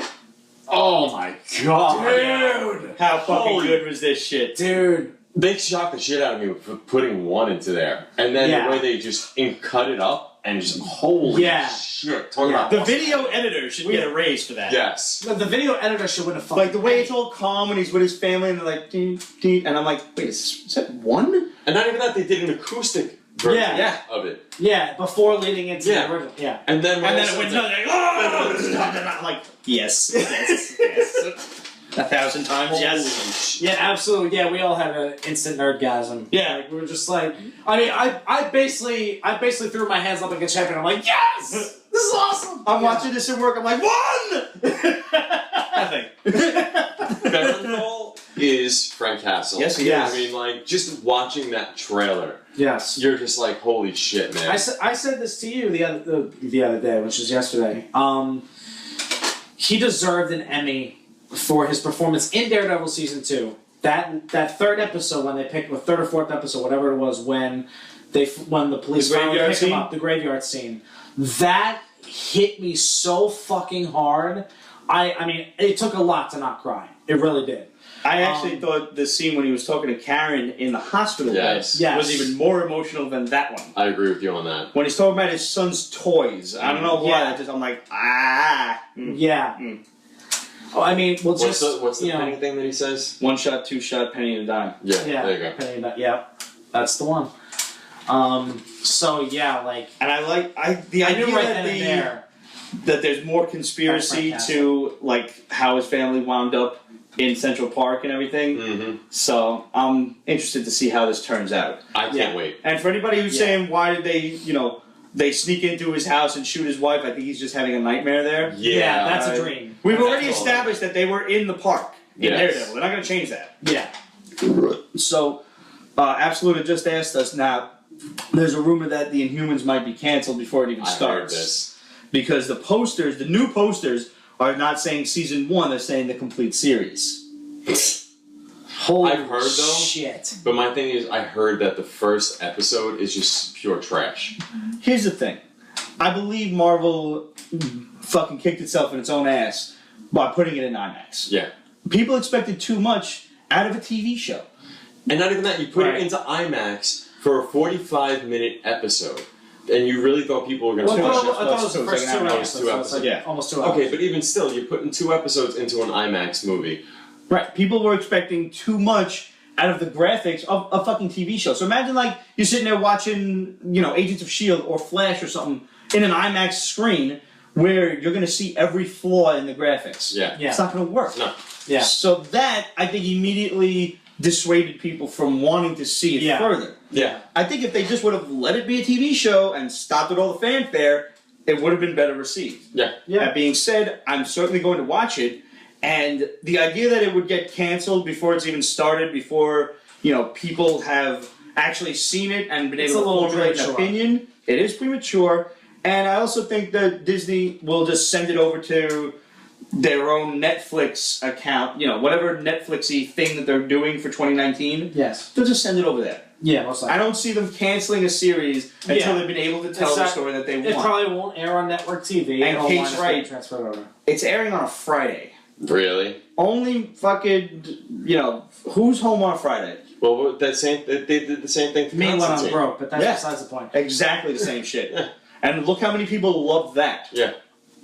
Out of the damn blue. Yeah. I would like to see it succeed because I love the Inhumans. Yeah. Honestly, here's my problem with it. I would love to see the Inhumans go away. I'm sick and tired of Marvel basically going like, you know what? Well, that's because of all the fucking fighting they're doing with Fox. I know. Still. But my point is, I'm sick and tired of Marvel basically going, fuck X-Men, we own the rights to Inhumans, and let me just fucking ram them down your fucking throat. Oh, yeah. I'm so sick and tired of that. The Inhumans, if the Inhumans were really, really solid characters that could carry their own weight in their own series and their own TV show, it would have happened a long time ago. Yeah. I agree. I really can't argue with that. And I'm not saying that they're bad. The problem that they never really had the chance in the last 10 years because Marvel was fucking X-Men happy when Fox was doing X-Men 1, 2, and 3, and then the Phoenix Saga tried to happen, and then they got shit on. Rightfully so. But my point is this. Gambit. Gambit is a phenomenal character for the X-Men. Yes. He's not a standalone character. Exactly. And that's my argument for the Inhumans. Yeah. And I think what's going to happen is moving forward, you were looking at a lot of those movies that basically Kevin Feige is saying like, oh, these are the movies we're fast tracking now. Yeah. And a lot of them are going to fall flat on their ass because nobody knows about them. And nobody cares. And nobody cares, right? Absolutely. These are not characters that are successful. They have not been proven successful. The Gambit movie did get axed, absolute. That's not happening anymore. So this is probably a good time as any to mention this bomb from the shadow. So, excuse me. Let me fill you in on this little tidbit of information. Apparently, Disney is working on a multi-billion-dollar offer to outright purchase all of Marvel properties back from Fox. This has placed a hold on the previous agreement between Fox and Marvel Studios, except for the mutant TV shows that the two are currently being produced, that the two are producing together. Right. Which is Legion and... Disney wants their characters back. Yeah. Tossed in the negotiations are distribution rights to George Lucas's first two Marvel Star Wars trilogies, most of which are due to expire in 2020, but Fox wants to hold on to as much as they can. Disney will pull all of their Marvel shows from Netflix by 2019, which we knew about. Right. We told you guys weeks ago, and then it got announced like a week or two after that. Yep. Disney's making their own channel. Yep. To break even, Disney needs 32 billion subscribers in the beginning. 32 million, I'm 32 sorry. million. Billion is... 32 billion would be pretty don't have impressive. 32 billion would be impossible. Yeah. Disney needs There's 32 only million 8 billion subscribers in the in the world. beginning, and having the Netflix programs will be a huge assist. These are going to be in addition to new MCU programs, some of which were already, bombed by the basement. Kevin Feige is tightening the MCU release schedule until 2030. Among the movies being fast-tracked are Young Avengers, Nova, Adam Warlock, The Kree Skrull War, The Illuminati, Namor, Black Widow, Rocket Raccoon, and Devil Dinosaur. Half of those movies involve characters that nobody cares about. Namor. Name more? Okay. Hell, nobody really cares about fucking Rocket Raccoon getting his own movie. Did you see it? I did see it. Oh, you're not going there? Yeah, I'm not gonna go there. You know what? I bet you Devil Dinosaur could carry its own show. Its own show, maybe, but not a movie. No, not a movie. But keep in mind, a lot of these things could be aimed not necessarily at movies, but projects that could be for the Netflix. That needs to filter Disney through. Netflix. That needs to filter through pretty soon, because my assumption when I read that was that because it's Kevin Feige, it's the films. And Him being like the fucking doing an Adam be-all, Warlock, end-all of doing Marvel an Adam Studios. Warlock film, great, totally. I mean, I don't want to say completely necessary, but it's been alluded to already in from various films, including Guardians 2. But so it should if you're have gonna do happened it before do the it. Infinity War. I agree with you, but the timing just wasn't. The timing's just not there. Because they were already in development for it. So I get it. Unless they're doing the Infinity War. I'll give it a pass. Maybe. The Kree Skrull War, unless you're involving the Avengers in some way, shape, or they form, is want not to do Annihilation next. I know. right. The Kree Skrull War, unless you're going to have some type of a movie leading into it, fully involving the Avengers, it's not going to fly. Devil Dinosaur, I don't even know who the fuck that is. He's a pretty fun character. All right. It was originally Moon Boy, which was like this ape of a guy, and now it's Moon Girl. Moon who is Girl this with her- really just super genius. So that's okay. Devil Dinosaur? Oh, Yeah, God. it's a big red T-Rex. Yeah, so she, and if I remember correctly, Moon Girl is one of the Inhumans, isn't she? Is she an Inhuman? I don't know. She might be an Inhuman. I'm not sure. She is in one of the mobile games that I play. Namor, okay, Illuminati might work. If you do it... a lot of setup for that. Yeah. A lot of them, I agree with you, are far-reaching. But if and when they bring back the FF, which well, and I'm glad you brought that up. Alex Ross tweeted out a picture of Sue and Reed. Alex Ross has been doing the covers for Right. Marvel for a while now. Yeah. Tweeted out a picture, sketch cover of Sue and Reed that Marvel made him take down today. Really? Really? Yeah. Shit. Expect an announcement at NYCC that the Fantastic Four are coming back during Marvel Legacy. Not surprised. Not at all. Somebody actually just mentioned I want to see Doctor Strange Sorcerer Supreme. I would love to see that as a sequel. As the sequel to Doctor Strange. Oh yeah, no, I have to do one. Yeah, they've got to. And I said this a few weeks ago. We introduced Dormammu. I'd like to see him again in actual fighting mode. Right. And I'd like to see Shumagorath, just because I don't feel like he gets enough play. For Plus, character in NBC. Yeah. Right, exactly, yeah. By the way, didn't that drop this week? Yesterday? Next week. Next week. Next week. Yeah. Which, by the way, reviews from what I've been hearing are fun as hell to play. Visually, it sucks. Really? Yeah. Well, I'm not buying it until they worked out all the bugs and they offer that one big fucking package deal. Because I know they're going. Same thing. Yeah, same. Did you see the fucking bitch out that Capcom got for the Infinity Eggs? I heard about it. I didn't see it though. So Capcom was offering this big Super Deluxe Collected Edition. You get some Infinity Stones, some mini statues, all this kind of shit. And they show these gem-looking things in a box. Okay. So when people ordered it, they got the copies went out. They're fucking they look like Easter eggs. Yo, it's so bad. I'm sitting there like, Man, I'm glad I didn't waste the fucking money. up. It's like $2 $200. bills. Yeah. This shit was not fucking cheap. Capcom, you are fucking up. Ain't like you ain't got the money, motherfuckers. Yeah, seriously. So That's Steph- what said when my friend got that box. Really, what does she think of it? Yeah, I would love to know because I've heard a lot of people really disappointed. That So, sucks. do we want to stay in Marvel and talk about the Ms. Marvel? Let's talk about Ms. Marvel and Ms. Marvel. Captain Marvel. Now, I didn't and read Ms. this. I did. Marvel. So, And you and I differ on this. yes? Okay, so I hated it. Okay. And I basically, to me, this book epitomizes everything that's going to be wrong with Legacy. I mean, Roll out the of Legacy. whole Marvel Generation series, if you've been trying to muscle your way through them, has been fucking shite. Yeah. Yeah. So this was this. I thought this story was better than the ones I've read before. Okay. So it's not saying much, I know. Here's my thing. This was basically you had Marvel's editorial staff had their hands all over this book, and they were just like, you know what? Fuck you all for not liking the diversity characters and the minority characters and the woman characters, and they basically like rammed that down your throat the So I got, entire like, preachy? issue. Oh my god. Yeah. It was like, I mean, like, holy shit! You had to see read some of the stuff that they fucking did.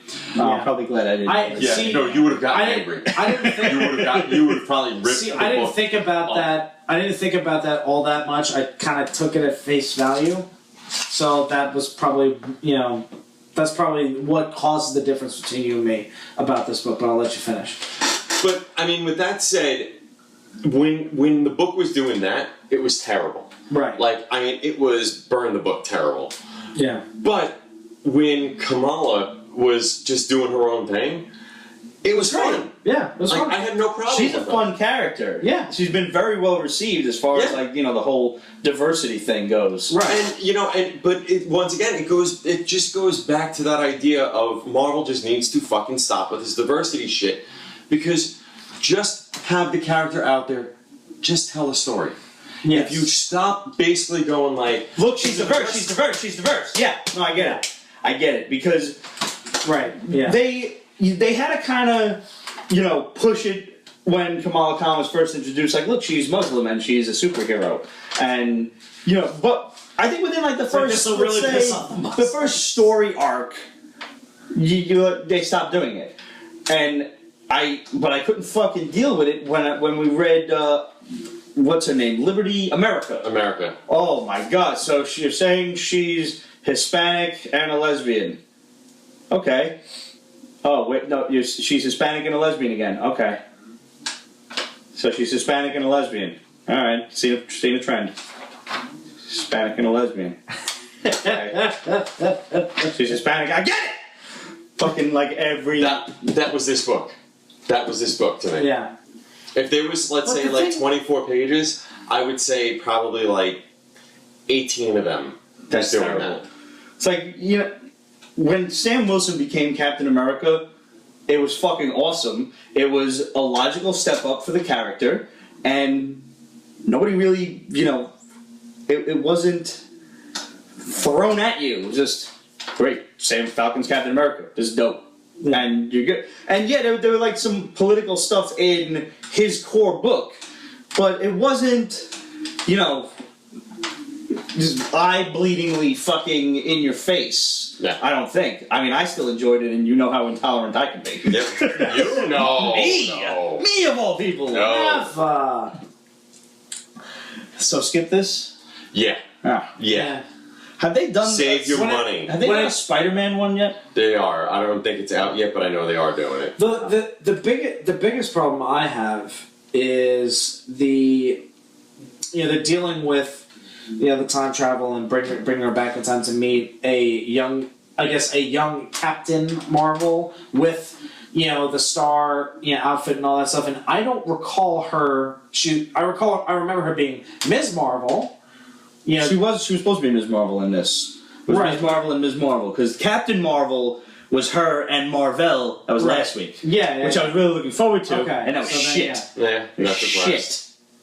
Shit. Mm-hmm. But that was the thing that threw me off, was that she was still wearing a variation of the outfit that has the Captain Marvel star symbol and not the classic Ms. Marvel symbol. Good question here from Absolute. Would you rather see Bucky or Sam Wilson as Captain America in the MCU? Bucky first. I go Bucky as well. Bucky first. I mean, when they did that, I enjoyed when he was Captain America. It was so fun. Yeah, you know why? Because Brubaker was writing it. Yeah. And it was really fucking good. Good writers always help. Yeah. But yeah, Bucky Cap was fucking sick. I mean, that was a lot of fun. I still miss the shit out of Steve Rogers, but I was like, this is acceptable. Yeah. This is a natural progression. This is just, this is what Batman was trying to groom all of the Robins to do. Yeah. But Batman just can't fucking give it up. And that was like, then it was revealed Captain America was stuck in time anyway, and then like DC did the shit right afterward. Oh, Batman's stuck in time too. Yeah. Yeah. I was pissed off when they did it with Captain America. I was more pissed off when they did it with Batman. Yeah. Two characters that should not ever deal with time travel. Nope. Right. Alright, let's move the fuck out of Marvel and let's go right to Image. Let's get this one out of the way. Angelic? No. This was tough. Yeah. Like, okay, far-flung future, humanity's destroyed itself. Yeah. Very religious. Like, they're not even being subtle about this. They tried. They maybe thought they were subtle. They might have thought they were subtle, but it was like subtle like this. Yeah. Well, where it's like, stop fucking Hey. Right. Yeah. See what I did there? That was. And the other things that they were doing with that was the gender roles, the gender equality. It was like, did you get it? Did you get it? Oh yeah. And I found that this book to be just too preachy for my liking. It was flying dolphins. It was completely contrived. Flying mechanical dolphins. Yeah. Flying monkeys who the women lose their wings when they mate. Yeah. And it's not like they lose them; they get them basically ripped off. Yeah. Somehow. Yeah. Yeah. Which is basically the reverse, almost kind of like the reverse of the mating ritual of the praying mantis. Yeah. The mans that the dolphins were like. Who were the masters of the dolphins were seals? Yeah. It was a seal. Yeah. Okay. Apparently, yes. Thought I saw that mechanical thing. Like a submarine. A seal in a submarine. Yeah. A seal in a submarine. Makes perfect sense. You know what I did like? Okay, as far as, the writing being just contrived, the subtleties with the English language were kind of a lot of fun. Mm. With, certain words where the monkeys don't understand them, and it's clearly been passed down from, hundreds of years later. And I don't have an example handy off the top of my head. I know what you're talking about. But you know what, I'm mean for them. Like, it's just, I can't fucking. But it was like a lot of plays on words. Yeah. Where would be one word, but it was broken up into two different ones because they're monkeys. The other thing I would say it was also kind of interesting for me flipping through the book was just how I love that idea of how. Welcome Gago 233, their first day on Periscope. Nice. You picked the right show. Welcome. So in case you don't know, we get drunk and talk comics. Have fun. 10 years in the making. No, I like that idea of humanity's gone. It's been gone for so long. This is what the world looks like now, and it's just. And we're like a legend. We're gods. We're the makers. Yeah. So it wasn't uninteresting. It was just written just a little preachy. Yeah. Way too preachy. Yeah. I mean, simmer down there. Yeah. Just tone it down a notch. But it just goes back to what we were talking about. Just tell the story. Stop trying to get your own message. Stop trying to put your own politics into there. Yeah. Constantly. Just tell the story. They could have had this story progress so much more if they didn't focus on that. Mm-hmm. I mean, the premise that they're trying to drive home is not the premise that they drove home. Right. That's, her gender role, of basically, no, you can't do this because you're a girl. No, you can't. Right, you can't ask questions. You can't ask questions. You can't question. I that was the whole religious thing. Stop asking, just have faith. Stop asking. I'm like, all right, I get it. I see the allegory. And the craziest shit of it is even the Catholic faith welcomes questions. You're supposed to. For the most part. I don't know. Not so mouse. He walked on water. Whatever. Well, Sandbar. Yeah.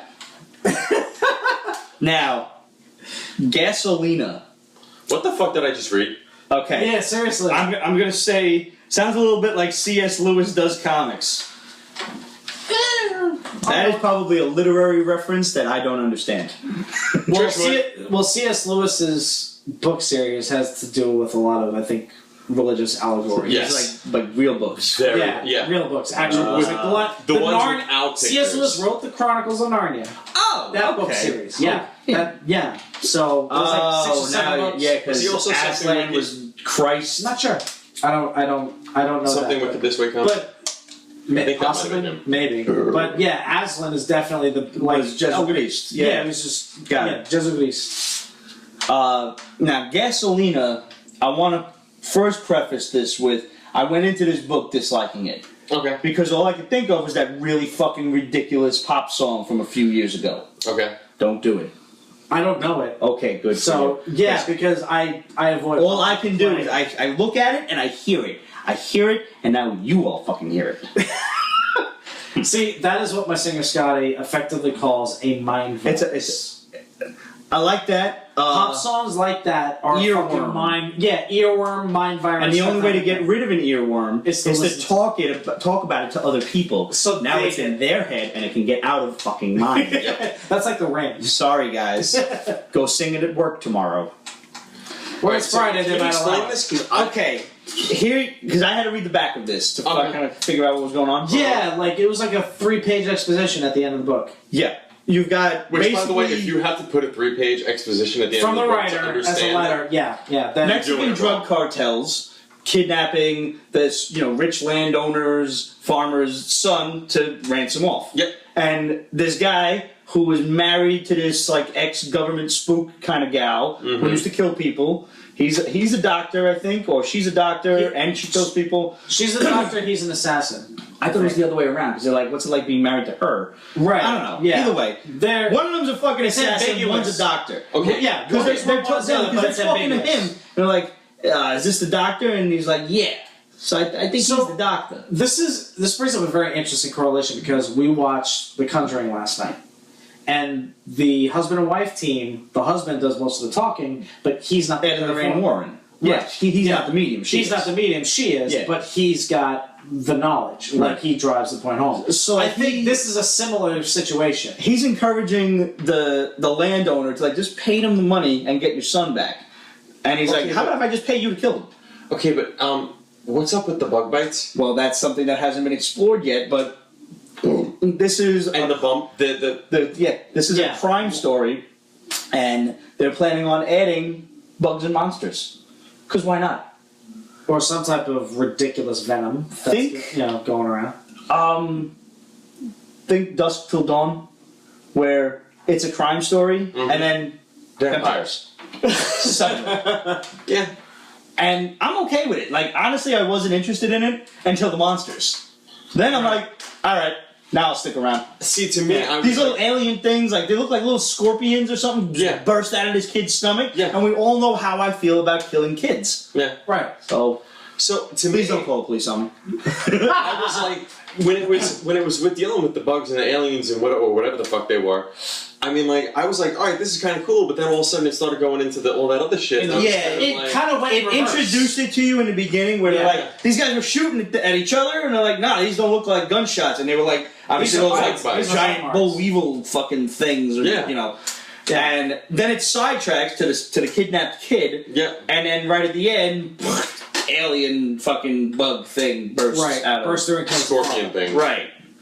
So I found the beginning to be a bit not the beginning, the middle of that to be a bit slow, where I didn't really care about the cartels or the kidnapping or anything else. Right. If that, I don't want the bugs and monsters to be the backup story. I want it to be flipped. Yeah. Let the cartels be the backup, and I want to deal with monsters. Yeah. You know, that's why I'm in this. Yeah. I want fucking bugs, giant bugs and monsters. Which brings us to Glitterbomb. Now this was volume 2. So if you guys read this and you didn't quite know what was going on, there's That's a reason. Okay, in the original, this hasn't been explained yet. Okay. But in the original, you've got this washed-up old actress who, for 4 issues, she's trying to get a part, and she's struggling with this Lovecraftian demon that, for some reason, exists inside of her. We don't know why. It just is there, and it kills people. And it likes to kill people. Mm-hmm. As most demons are wont to do. And she kills her agent, right in the first issue, rips him to pieces, and, eats him. Because that's what demons do. Yeah. And especially Lovecraftian demons. And then she's kind of evading this really curious detective for the next 2 issues. And then who's the detective in this? In the same cop. Now, at the last issue, she finds out that one of her old co-stars in this old kind of Lost in Spacey type series is getting a Hollywood Star Walk of Fame. And she's like, well, this cocksucker fucking ruined my life. He raped her at some point while they were, she was a young actress, he was a big star, whatever. It's jock and nerd syndrome.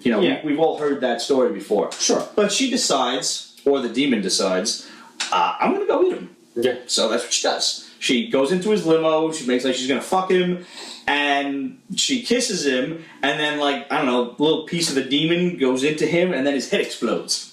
Really fantastic. Nice. And then at the end, she's at this, memorial for him.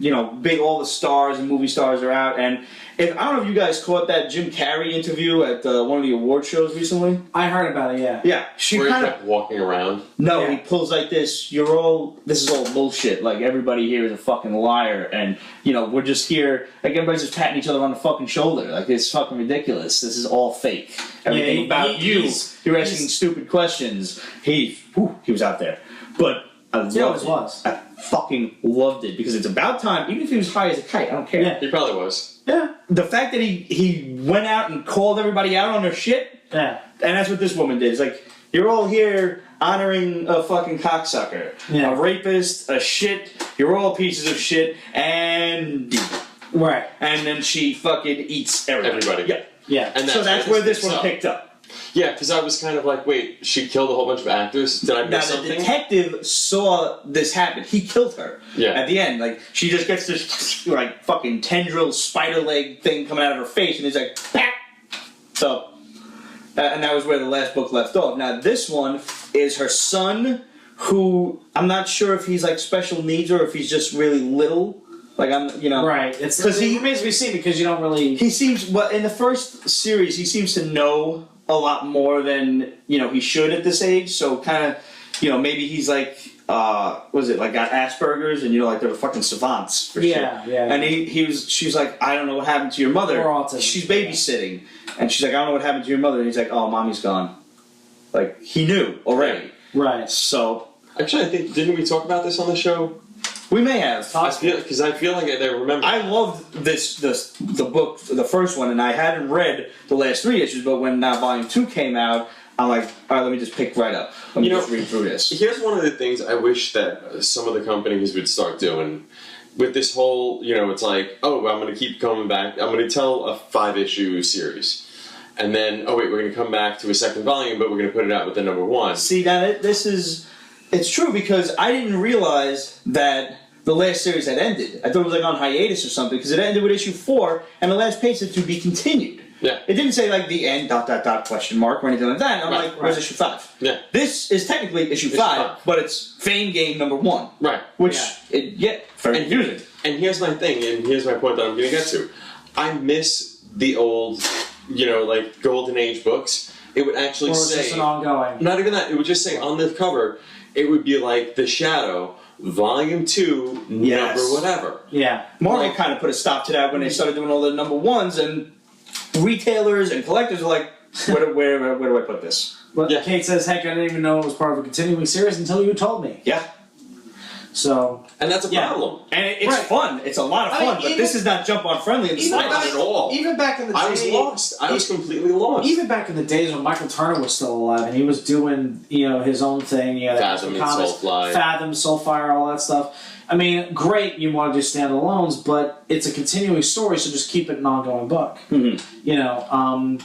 Because you could still sell a trade paperback of a story arc that covers issues 11 through 19, or whatever the fuck you want to do. Kate said she went out and got the Glitterbomb trade as a result. You won't be disappointed. It's a fun read, and when you talk about like monsters and like demons and shit like that, the artwork in this is a much better match to the story than say Dark Ark. Yeah. Okay. Yeah. No, I'm with you on that. And I like the fact that you still didn't see the monster for itself yet. Mm-hmm. And I mean, when she shoved the guy's face through the chain link fence, that was fucking dope. Yeah. It's like, we don't like you. Yeah. Yeah. That was that last splash page. Oh yeah, they don't hesitate. Woo! They don't shy away from anything like that.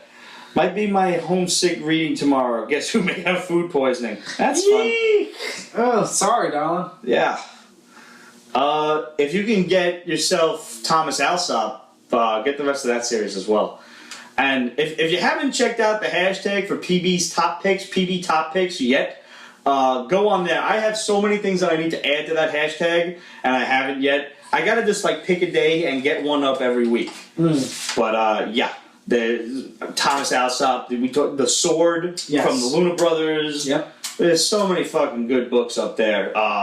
We just recently added the Fraction series of Iron Fist. I haven't added it yet, but we mentally added it. Yeah, we mentally added it, yeah. Big Man Plans is fucking phenomenal. It's like, what if the Punisher was a midget?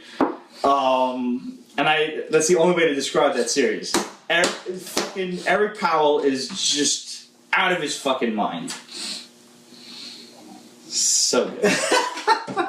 If they ever do a movie of that and Peter Dinklage is not him, the world has been given it great justice. So apparently Mark Hamill tweeted some shit, like a hint about a Last Jedi trailer dropping this weekend. Anybody else hear about that? I didn't hear about that, but I heard something where he said don't read certain comics. Oh, issue 44 of the original Marvel series, or 49, something like that. He said it's a huge spoiler for the movie. Yeah. And I haven't watched eBay sales of that book since that article came out, but I'm sure it's fucking up there now. Most likely. If there was only this device... Well, then we could find out. How can we do that? So you don't know the number, though, right? It's either 44 or 49. One of the two. Could be Q to the 15th. I don't know. So, we got... It's not Star Wars 44. Alright, so go to 49. Because that was $1 book. $1. Yeah, it's 49. Oh, man. Kate, is Pete aware about that insane bullshit pizza thing I just commented about on your Facebook? I haven't gone on to Facebook. Really? Why do you want to make me angry? Why do you want to make me angry? 35? $35? Yeah. That's definitely a result of him. Definitely. Yeah, I mean, some people have it for buy it now, it's for 45, but bids seem to be going for about 35. Yeah, it was like a $5 book. All of the later Star Wars, past maybe issue 4 or 5, were $5 books. Yep. Tops. That's the original Marvel series? The original Marvel series from the 70s. Gotcha. Also, before I continue this... Dude. No, there isn't. No, there's not. No. There is no such thing as a pumpkin spice pizza because I swear to God, I'll just fucking go shirtless bear fighter on all of these motherfuckers. And you don't want him going shirtless bear fighter. Pizza punch! This is a thing. This has got to be a thing. Yes. Yeah. I can punch people who are eating pineapple pizza. Oh my God. Or walk in and maybe throw up on their pizza. Do you still want it? Give it to the dog. I just want to know, is anybody watching The Tick on Amazon? No. I am not. Matt is, and he really likes it. Okay, my concern is that Amazon is not a proper venue. Amazon, They're trying Prime, to be. I know they're trying real hard, but I think they're failing. Yeah. Hulu, who Right. cares about fucking shows on Hulu? I would love to watch that new Karate Kid fucking special, the new series. I'm not paying for YouTube, ever. No. I fucking am not paying for YouTube it. Red? Yeah, fuck that shit. Yeah. No way. Everyone at YouTube can eat my fucking shorts. No. I mean... You kept that surprisingly tame. I kind of felt it at the moment. So, based on what Matt said about The Tick, Matt was saying that basically The Tick, they nailed the Tick and Arthur are typical Tick, the Tick about with Arthur. Right. But what they're doing is the world around him is extremely dark. Really? Yeah. So it's not like you. And the other thing is, you're not getting American made. You're not getting Deflator Mouse. Deflator Mouse. Chairface Chippendale. What's the Punisher's guys? Oh, I don't remember. I know I can see him in my head. Yeah, he's always fucking crying. There's no the Evil Midnight Bomber. None of What bombs at midnight? I know. What? No, what? None of them. But apparently, it's really dark and really Man-Eating twisted. Cow? Batmanual. And you know that. By the way, you know that they were filming down at McCarran. Batmanuel, yeah. What? They were filming at McCarran. No, I didn't know that. Constantly. Really? Oh Yeah. shit. Interesting. The Tick is the dude from Guardians of the Galaxy that died. The fucking Nova Corps guy. Really? Yeah. Okay. I just fucking clicked in my head now. Interesting. When he was like, Denarian Star, I think. Yeah. And he's like, prove me wrong. Yes. Yeah. Just fucking, that just clicked in now. I mean, it's like, what? Who cares? We got Stalin! How do we not have that guy? Come on. I am not the Joseph Stalin. I have merely studied his work. that was the beauty of the Tick. It was all I really ass and enjoyed all. version. My favorite was the Ottoman Empire. With this secret weapon was the world's most comfiest chair. It's fucking great. Well, that's like the Eddie Izzard joke. The Ottoman Empire. Same full producers as the furniture for 90s show. Alright, so that's, you know. So basically, this is their cynicism coming to light, maybe? I don't know. I don't know. You know what's funny is, now, you have a mustache. I also have a mustache. Buster, how you feeling? Do you ever notice that a little hair will come out of place and it'll be like this on the verge of your nostril, tickling the shit out of you every time you breathe? Yep. Every time that happens to me, I have to just, I was like, Arthur, the mustache is touching my brain. All the time. Because it's just like this, hey, every inhale. This. That was a great episode, though. I had to like lick my finger and just try to wax the mustache down a little bit. Like, fucking stop Just it. a strand that went rogue. Yeah, just I get tweezers for the motherfucker. It hurts like a bitch, but you can't. You gotta do it. You just Yeah. Like I sit there, like I'm looking in the mirror, like. Oh God! What's worse, that or the Reaper? I think it's still the Reaper. Yeah. Okay, good. That only hurts for a split second. I you're tear still up and human. that's it. You're still human. Plucking nose hairs, on the other hand, like when you get a stray nose hair that wants to just tickle the inside, you gotta fucking tweeze those motherfuckers. Yeah. Oh man. Whew. We're a bit off topic. I had to do that Yeah. manual without tweezers. It was fucking Do that painful. shit. Don't worry, I'm fixing my mustache, not picking my nose. Yes. If I was picking, it's not a pick. Seinfeld? Nope. Seinfeld? All right. I know where you're coming from. So we got a request a few weeks ago from Aaron Swift to review 4 Kids Walk Into a Bank from Black Mask. That was a while ago. It started mad long ago, like over a year Yeah. ago. It was only 5 issues, and it's Black Mask. It's purely indie. So issue 5 only came out like 2 weeks ago. Okay. I finally J. finished it. Scott Campbell drew on the interiors? No, the interior. The interior. Oh, I get it. That's cold. Or is Joe Mad doing the interiors? Ooh. Battle Chasers. Jesus The Christ. video game almighty. is coming out, apparently. Gentlemen, I'm off to bed. Kate, have a good one. Good night, Kate. Hey. Cheers. So the idea here is these 4 kids. First thing I love, going back to Dungeons and Dragons, is these kids are all nerds. Each issue begins with them talking to each other, but all you see is the avatars of whatever game that they're playing. The first issue they're playing Dungeons and Dragons, so there's a troll, a fucking skeleton, like a rock star skeleton. They're avatars that are talking, having a regular conversation, but they're fighting off goblins and shit. So it's like the first 4 issues you're treated to kind of a Stranger It's like Things World of as- Warcraft. Yeah, type of the thing. second issue they're playing of an arcade game, like a double dragon kind of thing. Third one they're playing a racing game, and I'm just making up the numbers, but this is the idea. Like this is how every issue starts off. So it's very interesting, and it immediately hooks you into the characters. You are absolutely enthralled with them. You're endeared to them. You want them to win. There's this nerdy kid who kind of talks really low and he's very shy. And Ironic. very shy kid, and the fucking text is this big. So, yeah, my old ass, with my fucking glasses on, is sitting there with a goddamn magnifying glass on occasion, because damn it they don't use like half a point type on the motherfucker. Yeah. Fuck. A graphic designer's worst fucking nightmare. Holy shit! And I always complain like, oh, well, why don't you actually put the text really mad small? Well, this time they did, and I'm like, oh, bit me in the ass, didn't it? This other kid named Burger is just this really annoying fat kid that nobody really likes, but he hangs out with them anyway. Okay. Like, Dane Cook had once said, there's that one person in every group of friends that nobody likes. Fucking likes. You know? It's like, fucking Brian's coming. Fucking Brian's coming. That's Burger. Yeah. There's this really tall kid, they call him Stretch. His ears are fucking huge, his long limbs, because he's just grown disproportionately. Stretch Armstrong. And then there's the girl who, her father gets a visit from these four, thug-looking guys who, hey, where's your dad? He's an old friend of ours. Long story short, if her father used to run with a bad crowd, they went to jail, her father didn't, and now they come back for what's owed. They want to rob a bank. She gets the idea of, I don't want my father to go to jail. These guys are all idiots. They're going to go to jail. We got to rob the bank first, so they can't. Mm-hmm. And it plays out from there. And it has all of the annoying, stupid, preteen angst of, like a kid's plan to rob a bank.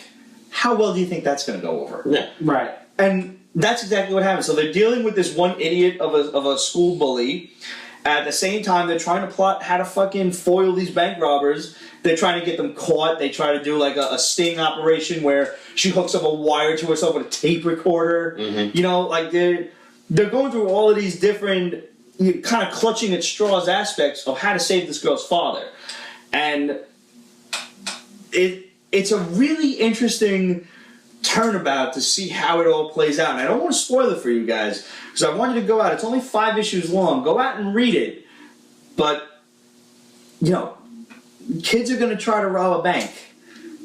This is not going to end well. Is all I'm going to tell you. Yeah. You know what's funny? Is the main character is the one person, like the guy's daughter, the girl, who I didn't give a fuck about. And at the end of the book, by the time it was all said and done, I'm sitting there like, good for you, you stupid bitch. Because, and then I have to kind of put myself in the mindset of a 12 or 13-year-old kid who's just trying to do the right thing by her old man. Mm. And, it took me a minute to kind of put my usual fucking angst toward comic books aside and reset my brain for that conclusion, and I'm like, wow, okay. It's kind of rare in this day and age, because I think it's safe to say that we're all jaded. Oh, very much so. Yeah, and it's all thanks to Marvel and DC. Yeah. Right, absolutely. So it's indie companies like actually this. Be able to consciously put that aside. You have to, and hit the reset button, basically. Because I go into things angry, expecting shit. Yeah, it's a shame. And then being pleasantly surprised. I mean, what's fucked up is my boy Mikey actually had some shit on his Facebook about Shirtless Bear Fighter, which I have been praising to no end since it came out. Mm-hmm. And I told him, I was like, bro, how are you not reading this yet? And he's up in, like, I don't know, fucking Seattle or some shit like that. We're one of them fucking western square states. And he's like, bro, I don't even get it here. Like, my comic shop doesn't have it. Wow. And I take for granted that, going to Midtown Comics, we're spoiled. Yeah. We have fucking indie books that are not seen anywhere else. Yeah. And, the beauty of it is, like, and we'll tell you guys, if you want to read something that we're talking about on the show that your comic shop does not get, Shirtless Bear Fighter, any of the Black Mask books or whatever, call our boy Demetrius over at Anyone Comics. Drop him an email or drop him a message on Facebook or Instagram, and he'll be happy to help you out. And tell him the Basement Boys sent you, and you get a 10% discount. And I mean, like, even if he doesn't, for whatever reason, have it, and trust me, get it for you. This motherfucker has, like, every indie book around because he probably knows all of the damn artists anyway. Yeah.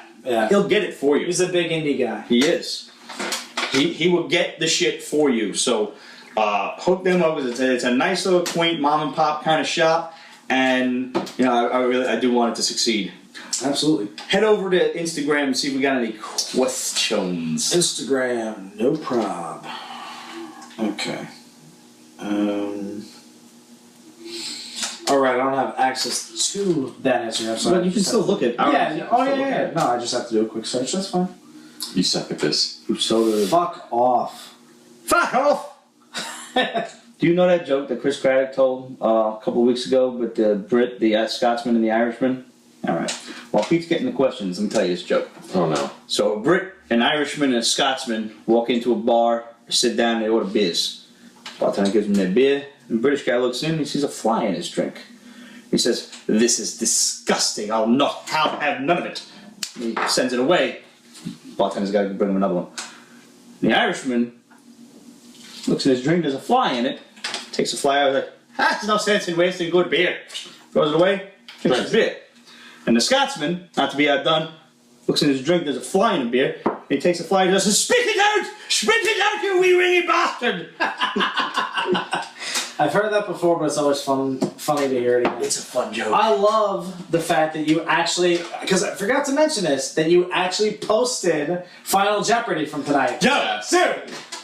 I'm looking at that like that's no easy. fucking Yeah, it's like, dude, That so was easy. the friggin' question. Yeah. You know why? I think because Len Wein passed away Yeah. last week. Yeah, so God rest his soul. Pete, you never did questions from last week. All right, so thank you, absolutely. You're right. I did so forget we'll that. do questions from last week too. Then fuck it. But we'll do this week's first because I'm on that post. Geekwoman20 says, "Are you guys going to partake in Batman Day Saturday?" Batman Day is being taken over by Harley Quinn. Actually, Yeah. 25 years of Harley Quinn. Yeah. Holy shit!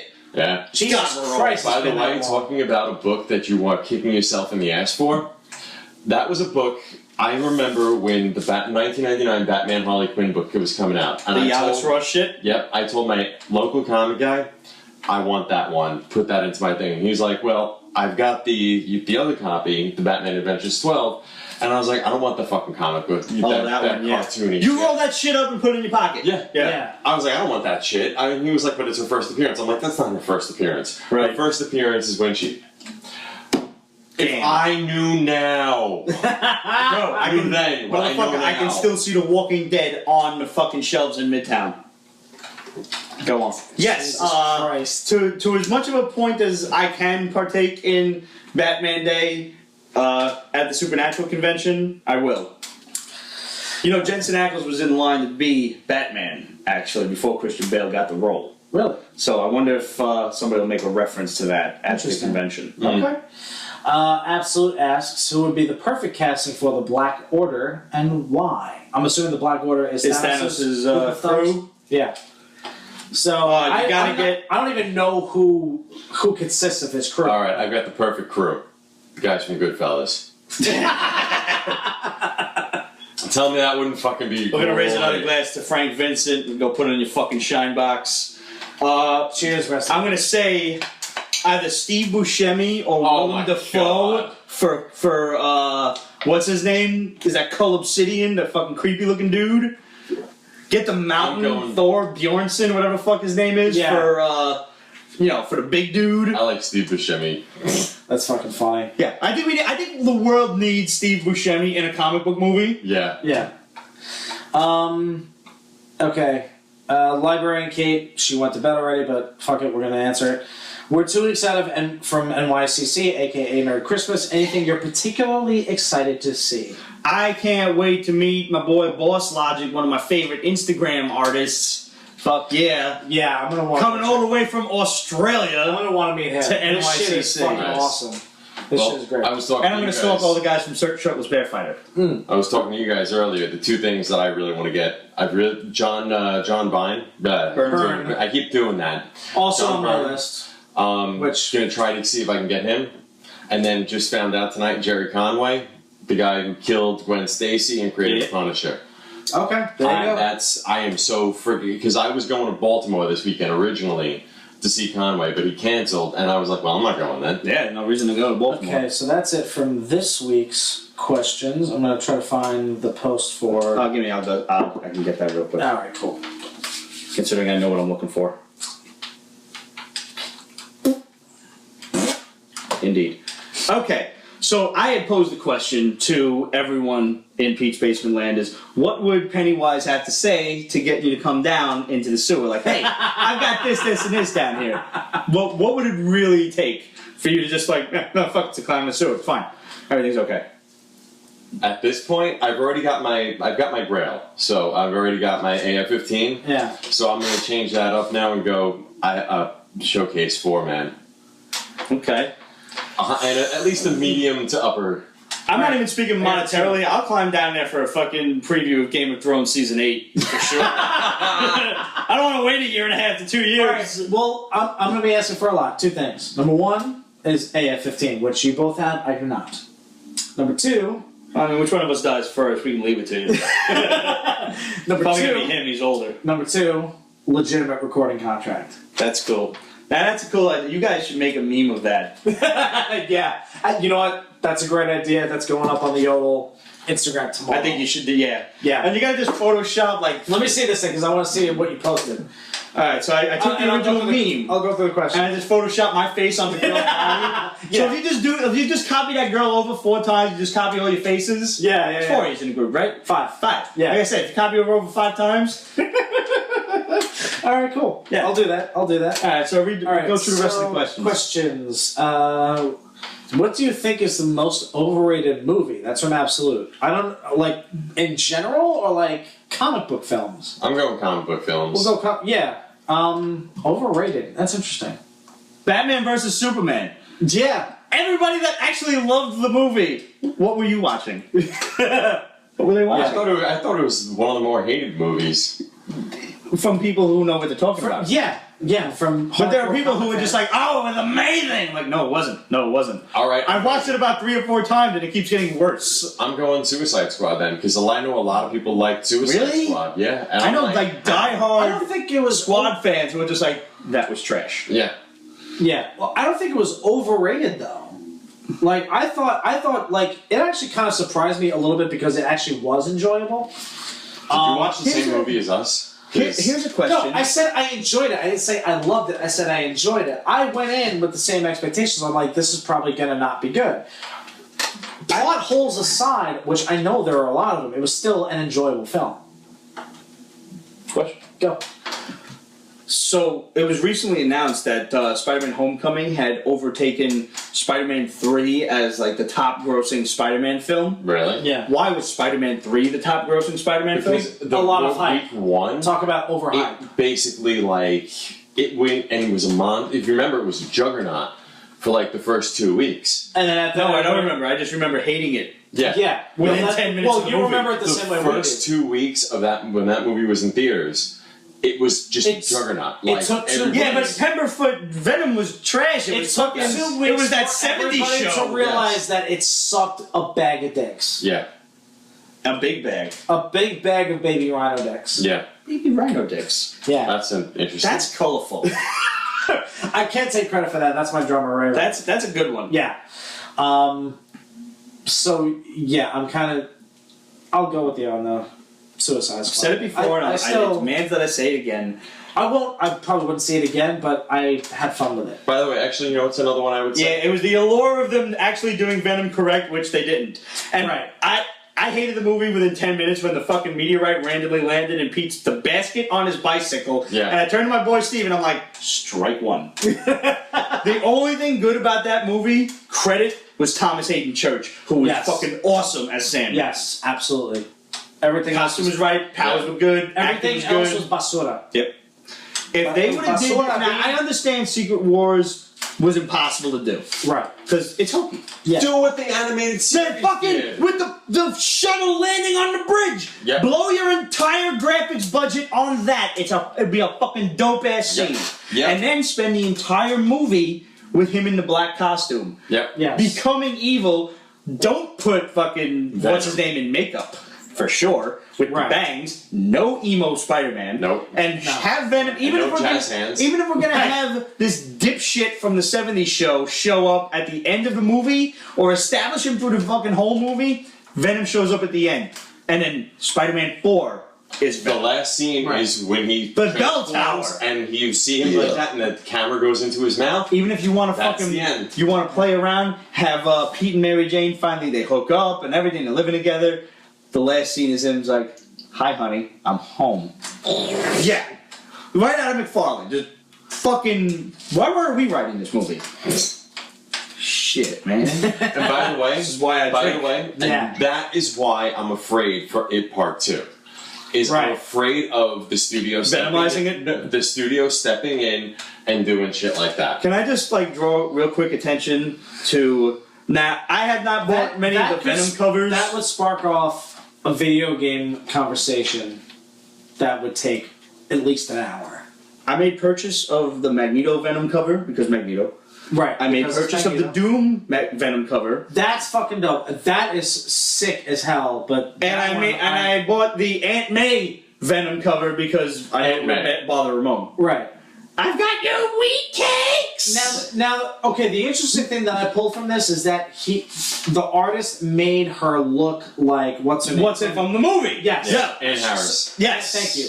So that by hook, line, and That was actually before I even realized what cover I was looking at. That it was in fact Spider-Man. Right. I'm like, yo, that's Aunt May. Yep. Like it's Aunt May, but that's Aunt May from the movie. Yeah. Looked just fucking like her. The only one who actually, looked Was like Aunt May. was Let's not Aunt to take May. anything away from Marissa Tomei because or Sally Field. What? Yo, did you see the fucking? I'm sorry for this, but you must have known by now because spoilers. The internet is dark and full of spoilers. Did you see? Dude, that's gotta be a hashtag. The internet. I can't take credit for that. Spoilers. That's how homegirl Liz. That's with that fucking awesome. Did you see the fucking post with this is why you don't watch Game of Thrones with your aunt, and then it's fucking Marissa Tomei and Tom Holland when she's standing over him and he's looking right at her tits. No. That's great. Oh, I gotta. You have to send that. I'll send it to you. You have to send that. I'm gonna post it on Sunday, but I'll send it to you. Okay, cool. So, back to questions real quick. Another question from Librarian Kate. My question for you, BBC Radio has a show called Desert Island Discs, where celebrities name the albums they would take to a desert island. Name your desert island comics, can be single issues or a series. Anything from PBTopPicks. Specifically... Shit, you stole my answer. You know what? The one comic I know for a fact I could read, and even if I go insane, I'm still going to read it, Johnny the Homicidal Maniac. Really? Yeah. Yeah, because even if I go crazy, he's crazy. So it's fine. And if you've never read Johnny, oh, please just get it. Just do yourself a favor. Get that and sweet. The sequel. I have two choices that immediately sprung to mind, and one of them is kind of like an indefinite, but Bagley's original run on ASM. Good. Or the Dark Phoenix Saga. Okay, that's interesting. Because that was one of a couple of different books that was really my introduction into X-Men. I got Johnny from my friend. I got to give it back to her. You got to buy your own, is what you got to do. Yeah, seriously. That is worth owning. Actually, no. Keep that copy and buy your friend a fresh copy. Right. Because that's one of those you pass that off to your friends. Yeah. Get one to keep for yourself. Yeah. Get one to pass along. And then Yes, pass off. yes, Right. absolutely. Mine, I would go with the original McFarlane Venom issues. Good. Would that be my first choice? Okay. All right. Cool. Second choice would be the original Clone Saga. 140 to 150. Oh, interesting. Yeah, I love that part of the story. I thought that was great. So out of curiosity, I got two musicians at the table. What album would you take on a deserted island? Shit. And what album would you force your friend to take? I could be too evil with that. That's the whole point. That's the whole point. Oh, wow. I would take Injustice for All. Okay, that's a good one. That's probably one of the albums that throughout. Watchmen is always a read where I discover new things every time. Good call. Watchmen. To this day, one of my favorite albums of all time is Aerosmith's Get a Grip. Okay, So- not a big Aerosmith guy. That's I one. would actually say, yeah, absolutely. The Black Album was my introduction to Metallica. I didn't really listen to them earlier than that. There are better metal albums, but the Black Album was my introduction, so for There you go, nostalgia's yeah. sake, I'm going to bring that. Same here. Yeah. I also really liked Iron Maiden's greatest hits, Edward the Great. Okay. Which has fucking every Okay. fucking Fantastic Maiden song on it. I gotcha. I would probably force somebody to bring an Alter Bridge album just because, Mark Tremonti's No, one of my idols. I'm gonna have to force somebody to bring like a Billy Ray Cyrus album. On principle. I'm trying to come up with a good one. Breaky, breaky heart. Yo, I'm listening to like fucking just some like classic '90s country, like George Strait and fucking Alan Jackson, because I like country music. All right. And I got it on YouTube, and I just trust YouTube to play some shit for me, and they're playing good shit for like 5 or 10 songs straight, And then they play "Achy Breaky Heart," and I'm like, stop what you're doing, because I have it on. It's at work. I have it on because I like to entertain my coworkers, and they usually like my music, unless I'm playing like some hardcore like fucking Pantera or something. Right. And then they think I'm probably gonna kill their mother, but. Like "Achy Breaky Heart" comes on, and I'm fucking embarrassed. Like, no, stop! I got What's really great is that I shared a post that I saw, and this was like maybe a month or two ago. Like basically, David Hasselhoff's greatest hits. Yes. See, I was gonna go Vanilla Ice. I would have to give Vanilla Ice to somebody. Damn! Yeah. I'll No, take see, that's Vanilla just Ice in a heartbeat. dude. That's just gonna get your ass killed. Like a poisonous mushroom, deadly, bro. What up? Well, obviously, I'd have to give it to him. Yeah, right? Yeah, because he'll be happy. I'll be sitting there like, what? Just a that's why I don't dance, by the way. But just as a real quick, Just so everybody knows, like, I will be drunk enough and forget I can't sing. Within, he's like, the whitest 3 white drinks. boy ever. I hurt will me. never be drunk enough to forget I can't dance. You hurt me. Go on. There was a side by side. It was a post I shared. It was a side by side comparison of Ninja. rollers. Go ninja, go ninja, go. Oh my god! I remember doing that as a fucking kid.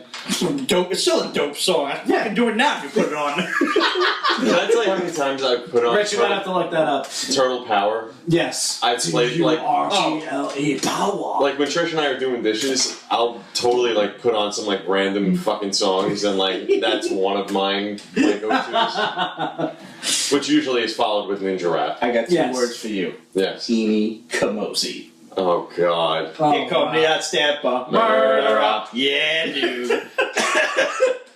Alright, we're just gonna move on to the next question then. Let's see. Is there a Flash Gordon project coming? Not that I've heard. The last people that did Flash Gordon was an indie company, and they did it really well, and then I think the company went out of business. I don't remember what the name of the company was called. We interviewed them like early on in our NYCC career. Remember that shit? Yeah. Really Wasn't well it? drawn. Yeah, dude. Oh shit. That's bad. Of all the remakes that are going on out Partners there, in Crime sang Turtle Power. Thanks, Age. I would love to see like not a redone, but like kind of like let's go back to that campy '80s Flash, and just give us like Flash. To save every one of us. I mean like Max von Sydow as fucking Ming. I mean like when he just comes on. You see his eyes, and he's just seething. He's evil. That's evil. And he's like swallowing your soul. Yeah. Like, like the thing is I wonder if you can even pull off camping nowadays because Pembroke said the artists that are doing the new Power Rangers book should do a Flash Gordon book. all right, Yes. I'll sign with that. I'm not reading the Power sign with Rangers that. book, but Pete, what signature photo ops do you have in mind for SPN shot? I'll answer that in a moment. The last Power Rangers book that we read was the Justice League crossover, which was surprisingly really fucking good. Yes, I need to finish that. But I need to finish I know younger people who grew up with the Power Rangers more closely than we did, because I only watched it because Kimberly was hot. Who absolutely loved the book, and it's just a classic, fantastic adventure for them. Yeah. So yeah, I would absolutely agree with that. I would love to see a good Flash Gordon comic again. I love Flash Gordon. Well, people don't know how to write him. This is a Flash Gordon project. I immediately thought film. That's what I thought. Still hot. Yes, she is. She is. Angel Johnson is still hot. She did not fucking age. And I can't front it. I love She did, all the but she pictures with her with JDF. Yeah. Like, anytime them cats is hanging out, I'm like, yeah. Right. So let's see. And Tommy. Incredible Hall Comics asks, if you were to be a character as yourself in a comic, and either a villain, superhero, mutant, vigilante would kill you off, who would you want to die at the hands of and how? This is a question we've answered a couple weeks ago. But I think I said either Magneto or Elektra. I think you said Elektra. Elektra, It might as well be a girl. I had said Bullseye. Yeah, something like that. It's like I might as well die looking at a beautiful woman. I want to die by Deadpool's hands. I want to laugh my ass off as I'm fucking dying, and I want to die in a way that basically it's like, yeah, he died by getting squished by a fucking chimichanga. You know, like There were worse ways to go. He would probably make you die by running on a treadmill. I mean, I might have to re-up that. I like your idea, though. Like, maybe Lady Death could fucking kill me. Right. Yeah. You know. I don't assume the actual character has fake tits. I'm assuming those are real. Right. So there you go. Yeah. That was Brian Pulido, right? Back in the day? Doom, I want to die in style with cheesy monologue beforehand. Yes, I was thinking Doom. Yeah. I really was. Death by Deadpool's chimichanga truck, Absolute said. For autographs, I didn't get any of the boys ahead of time, like Jensen or Jared or Misha or anybody. I'm going to get, what's his name, Jeffrey Dean Morgan's autograph, and I would love to meet the girls, but I don't know if my friend is bringing along enough bail money for that, so we'll see what happens. By the way, just to let everybody know, Nassau Coliseum in December is hosting the Justice League. Fucking Cast. Henry Cavill, Gal Gadot, Jason Momoa. Everybody except for Ben Ezra Affleck. Miller. Everybody except for Ben Affleck. Yeah. Yeah. I just want to see Gal Gadot in fight? I person. usually just run up and push somebody and run away really You guys fast. are gonna do battle. I've never actually done battle. Everybody's like, wow, they all left. That was rude. Yeah. I had my doubts about the kid. Yeah. Everything I've seen so far, spot on. But I just need to see Gal Gadot in person because I can only imagine how much more beautiful she is in real life. Right? And I might get arrested. Like tiny. I don't care. I know. Yeah. That just makes kidnapping all the easier. Hey. What else we got? That's pretty much it. That was it? The rest of them, I mean, whatchamacallit, Incredible Hulk Comics actually had two interesting suggestions for the question you asked. For, he said Galactus and Surfer in an FFMCU film, which may or may not actually happen, or a few minutes with that sweet Aunt May or Marissa Tomei. Oh, Marissa. That'll be the best 45 seconds of your life, sweetheart. Actually, I got a question for you. Oh, love questions. I got a question for you. Any Dungeons and Dragons comics in the works? God, I hope so. I think... Based on the show. None. Based on the show? No. None. They should do one based on the show. I think Dynamite does D&D stuff. They do D&D and they But do they've never Pathfinder. Well, they probably do the same shit that Magic the Gathering was doing. Those are good fucking books if you like RPGs and stuff. Yeah. But as far as like a hardcore 80s D&D, no. I will never give up my Baby with Dean Funko. All it needs is Jeffrey Dean Morgan's signature. I'm sure he'll be at the next convention. I wish CGC was there. All right, you ready for your question? Yeah. Monetary value aside. Okay. You have to get rid of one of your Silver Age first from Marvel. Whether it's first Spider-Man, first X-Men, first Iron Man. Sure. Which one do you get rid of? Don't think about monetary. So who do I like the least? Pretty much. Daredevil. Fuck him. Yeah, fuck him. Yeah. That was easy. Yeah, I don't give a shit. Fuck. I don't really own too many, so I can't even answer this question. I don't have that many firsts from Silver Age Gold. Right. So.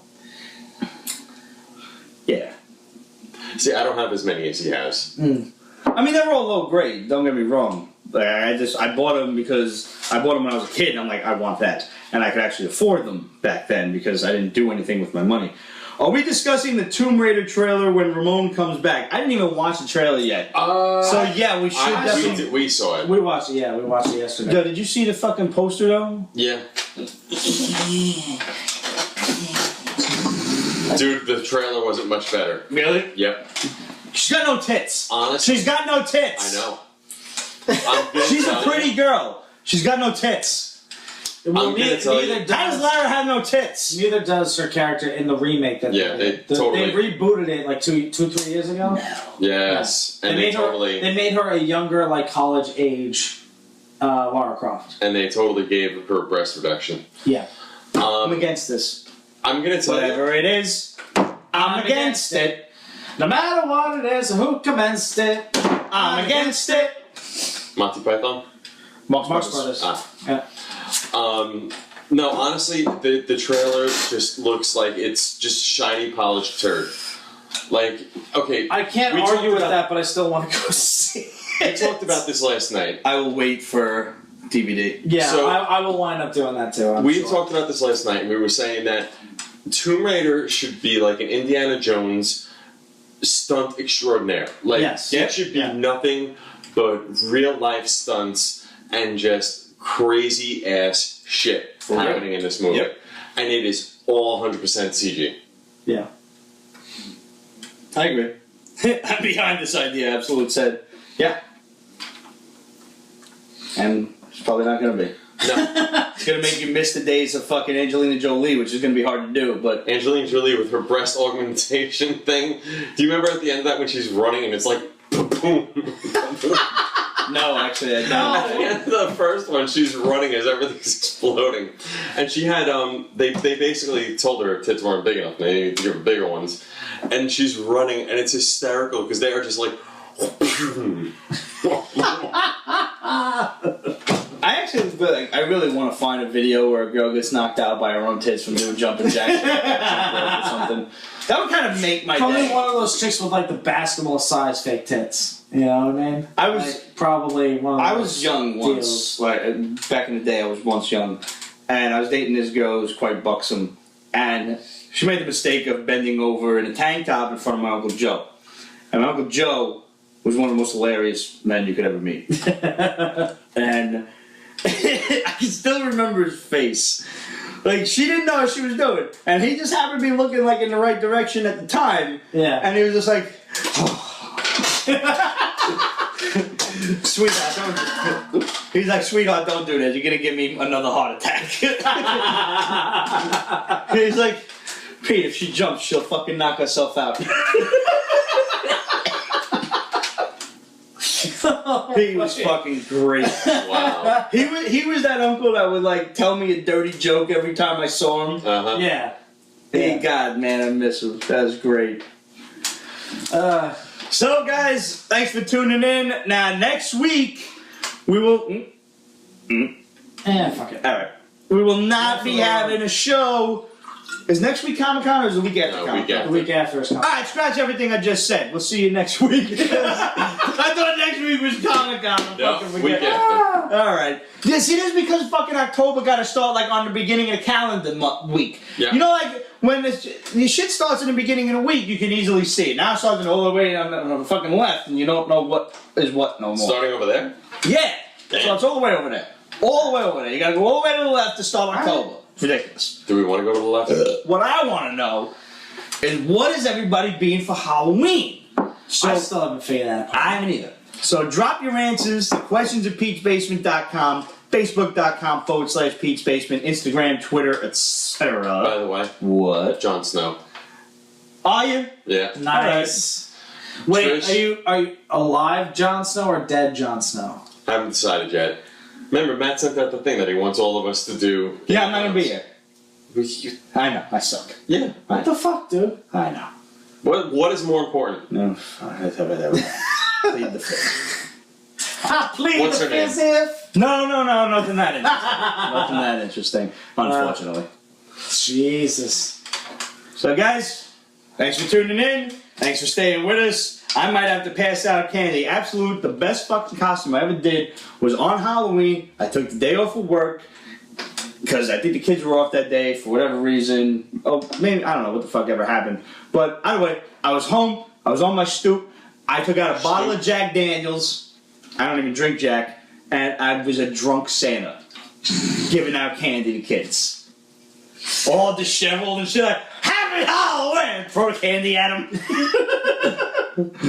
God, it was great. I got a couple of dirty looks from parents, but Well, fucking totally no worth it. shit. I mean, you can't. Tuesday is Halloween and Friday is Ragnarok. Yeah. Nice. Yeah. Do you mean the Wow. Thor movie? Or do you mean the end of the world? The Thor I mean, we have to. No, I clarify. think the end of the world. I don't blame you. No, that might actually happen sooner than that. So you're saying the end of the world is Valentine's Day? Yeah. And I'll be running the marathon that following weekend. Valentine's Day. Bummer. Guys, thanks for tuning in, and we'll see you next week. Right? Pete's Basement is copyrighted 2017 Ripped Productions. All rights reserved, so go fuck yourself.